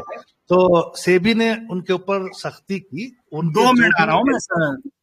जी आप कैरी ऑन करें, मैं बता देता हूँ सब लोगों को। यहाँ पे एशियन पेंट गिरने की एक वजह उसकी परफॉर्मेंस है, जैसे महबूब भाई बता रहे हैं कि जिसकी क्या बोलते हैं क्वार्टर रिजल्ट्स पे अगर आप जाके देख रहे हैं जो अभी स्क्रीन पे नजर आ रहा है, तो पिछले दिसंबर से उसके क्वार्टर रिजल्ट्स उसके वजह से डिक्लाइन हो रहे थे। जैसे मार्च में 1600 करोड़ पे आ गए, जून में भी उतना ही रहा, और इस साल के लेटेस्ट क्वार्टर रिजल्ट 1200 करोड़ पे। तो एक डेफिनेटली एक क्लियर विजिबल मालूमात हो रही है कि भाई इसके परफॉर्मेंस वीक थे, तो और वहीं से वो गिर रहा है। मगर और ज्यादा शार्पली जो फॉल हुआ वो जब एशियन पेंट के जो प्रोमोटर्स हैं, मैंने कॉल में भी बताया था, जब एलसीड के बारे में बताया था, तो उसके जो प्रोमोटर्स थे वो वकील फैमिली के थे। जब से एशियन पेंट चालू हुई उस टाइम से इनकी एक होल्डिंग कंपनी थी जहां पे वो लोग खुद का पैसा और पब्लिक से लिया हुआ पैसा एशियन पेंट नहीं लगाते थे और पब्लिक को उस एलसी होल्डिंग के प्रॉपर इवैल्यूएशन नहीं दिखाते थे, वैल्यूएशन। तो जब सेबी ने डंडा मारा, बोले कि आप प्रॉपरली उसकी आपकी कंपनी का वैल्यूएशन करें, तो उसके बाद से वो एलसीड का शेयर शायद 10, 20, 100, 150 रुपए कुछ ऐसे था, तो एकदम वो लाख 1.5 लाख रुपए के ऊपर हो गया। तो वो एक रीजन था कि एशियन पेंट के प्राइसेस गिर गए। समझ में आई भी पब्लिक आप लोगों को क्या बोल रहा हूं मैं? जी जी जी, आप चेक करें, एलसीड के प्रोमोटर्स और एशियन पेंट के प्रोमोटर्स सेम फैमिली है। ओके, ये अच्छा, वो जो पेनी स्टॉक 3 रुपए का था वो बढ़ गया, वही था ना? नहीं नासिर भाई, आपकी आवाज ब्लर हो रही है। वो पेनी स्टॉक नहीं है, एलसीड आपको लगता था पेनी स्टॉक है। एलसीड एक होल्डिंग कंपनी है। अगर आप लोगों को मैं स्क्रीन शेयर करके बताऊं तो आप समझ जाएंगे कि अगर आपको स्क्रीन नजर आ रही है आपको। डॉक्टर साहब एक और रीजन भाई जो सो रहे हैं उनको माइक म्यूट कर दो। ये देखिए, आप लोगों को एशियन पेंट का मैं इन्वेस्टर्स से जा रहा हूँ। इन्वेस्टर्स देखेंगे काफी सारे इसमें प्रोमोटर्स होते हैं, बहुत बड़ी कंपनी है, लार्ज कैप कंपनी है।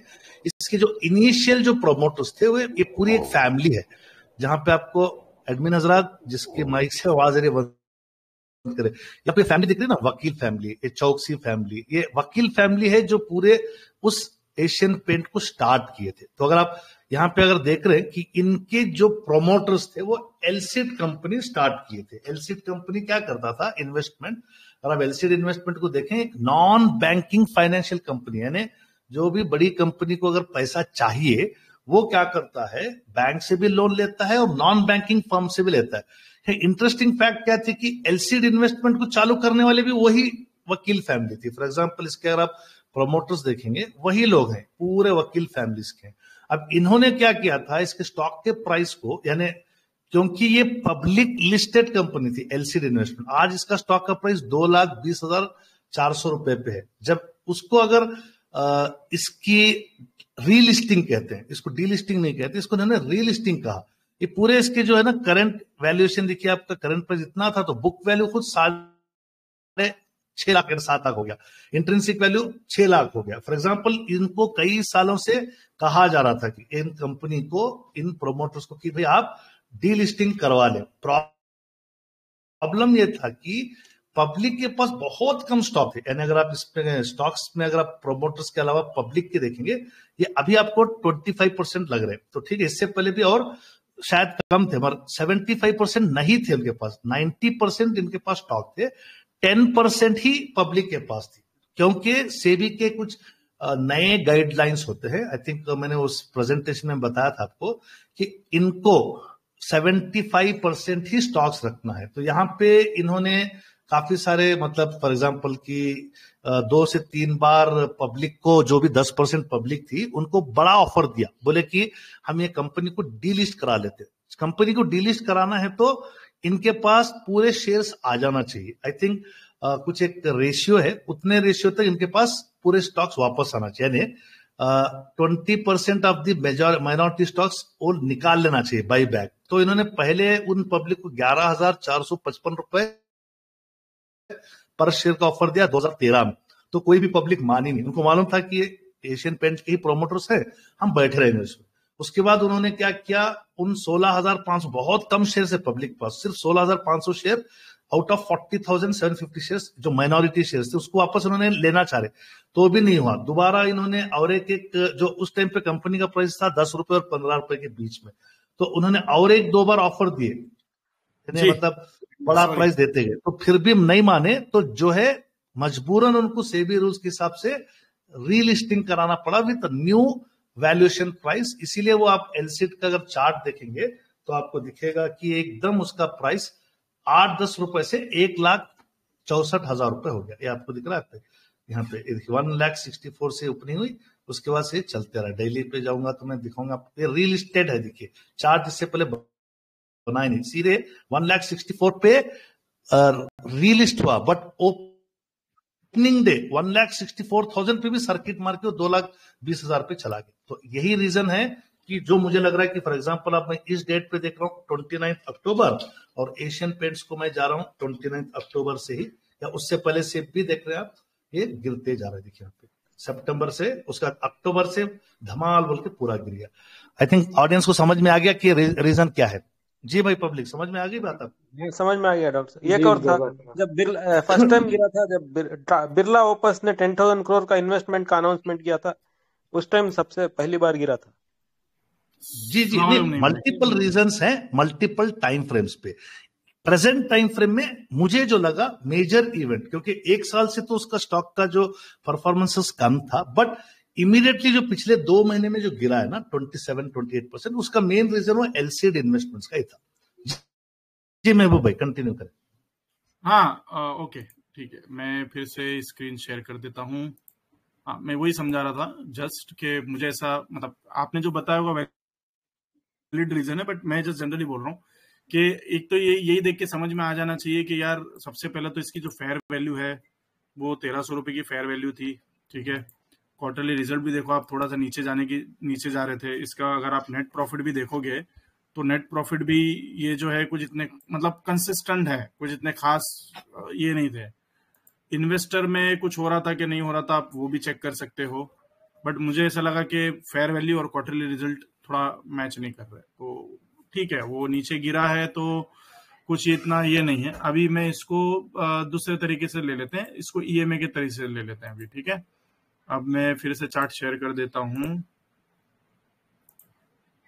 ईएमए के थ्रू, ठीक है। ओके, तो पहला हम लोग, अच्छा चार्ट दिख रहा है ना सबको? ओके जी जी जी, अब आप बोलो कब तक जाएगा, कौन से मंथली में? तो आप ये देखो, जब ये 200 के नीचे आया यहाँ पे, सबसे पहले तो इसका स्ट्रक्चर ही बहुत गंदा था यहीं से, ओके। तो जब इसने फर्स्ट टाइम यहाँ पे इसका 200 ब्रेक किया तो हमको समझ में आ जाना चाहिए। डेट बोलो, अपने पब्लिक को आइडिया आएगा कि कहाँ से वो टूटते चला गया। ये ना ये यहाँ से टूटा ना, ये मई 2023 लग रहा है मुझे, मई 2023। ये देखो यहाँ पे, नहीं फरवरी 2022। Okay good good. तो फरवरी 2022 मतलब 2022 में ही समझ में आ जाने चाहिए कि अपने वीकली के 200 पे जाएगा ये। तो अभी आप इसके वीकली पे जाओ, वीकली को एक बार मिस किया, 2 बार मिस किया, इसका मतलब इसको वीकली के 200 पे आना ही था, पॉसिबल ही नहीं है। बिना 200 पे आइए ऊपर जा नहीं सकता। उसके बाद में अगर आप ये नोटिस करोगे तो यहाँ पे ये जो, अगर आप इसका फॉर्मेशन देखोगे, ये देखो, ये अगर आप, एक मिनट इसको मैं ब्लैक करता हूं, आप देखो ये सीधा बता रहा है ना कि हायर लो टाइप में जा रहा है, मतलब इसका हाइटली स्लाइटली नीचे जा रहा है, राइट। तो आप ये देखो, ये मतलब प्रॉमिसिंग ही नहीं है बिल्कुल भी, ये अपना रेजिस्टेंस ब्रेक कर ही नहीं रहा है। अब इसमें यहाँ से इसने देखो हायर लो बनाना चालू कर दिया ना यहाँ पे। अगर आप यहाँ पे इसको इस तरीके से नोटिस करो तो ये हायर लो बना दिया ना इसने। ये वाली कैंडल को इग्नोर कर दो आप। तो ये तो बेवकूफी है ना कि मतलब आप मौत के कुएं में गाड़ी चलाने जा रहे हो, आपको गाड़ी चलाने आती नहीं है तो बोलोगे यार गाड़ी ऊपर गई नहीं। सिंपल है, इसको 200 पे आना ही था। अब ये जो गिरा है, ये अब मैं बहाना बोल सकता हूँ, जो भी बोल सकता हूँ, मेरे लिए ये बहाना ही है। मेरे को टेक्निकली फंडामेंटल मेरे को इतना घुसने की जरूरत नहीं, मेरे लिए ये बहाना है, समझे। ये यहाँ पे 200 पे आया, अब यहाँ पे जब ये 200 पे आया तो आपको लेना चाहिए नहीं लेना चाहिए, वो क्वेश्चन होता, राइट। तो यहाँ पे आप 200 पे ले लिए, क्यों? क्योंकि वीकली के टाइम फ्रेम पे घुस गया, राइट। तो वीकली में यहां से आपको यहां तक गेन मिला, आप डेली पे आ जाओ, ठीक है। यहां से आप यहाँ पे आप घुसो, उसके बाद में आप चुपचाप यहां पर निकल जाओ। छोटे सिंपल है, क्या प्रॉब्लम है? ये बहाना है, ये बहाना छोड़ दो इसको। ये यहाँ पे आप निकल जाओ चुपचाप। 920 क्रॉस ओवर यहीं पे कर दिया, यहीं पे तुम्हारे को बचा दिया था उसने, तो यहाँ पर वेट करने की जरूरत ही नहीं थी। अब यहाँ पे क्या किया इसने, यहाँ पे अगेन ये जो 200 पे आया, ये नहीं आना चाहिए था। उसका रीजन ये है क्योंकि इसने यहाँ पे करेक्शन कर दिया था। तो अगर इसको ऊपर जाना है तो इसको यहीं से ऊपर निकलना था, फिर इसको नीचे नहीं आना था। आप समझ रहे हो? जी जी जी जी, इसको नीचे आना ही, इसने प्राइस वाइज करेक्शन और यहाँ पे टाइम भी बताया है इसने, तो time wise correction, price wise correction भी कर दिया इसने, तो इसको यहां से निकलना था, बट ये नीचे आ गया। इसका मतलब ये था कि इसको मतलब इसने अपना करेक्शन कंप्लीट किया ही नहीं और लोगों ने इसको धप करके गिरा दिया, सिंपल। बहुत बढ़िया। मंथ की 50 पर आएगा क्या सर अभी?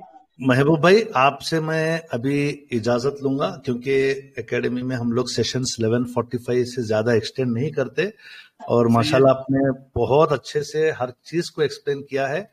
कहीं से भी आपने कोई भी एक चीज जो है ना मिस नहीं की है। उम्मीद है कि जितने भी हमारे आज लाइव पार्टिसिपेंट्स हैं, महबूब भाई की इस सेशन का बहुत ज्यादा मतलब इम्पैक्ट अपने आने वाले कल से ट्रेडिंग में इस्तेमाल करेंगे।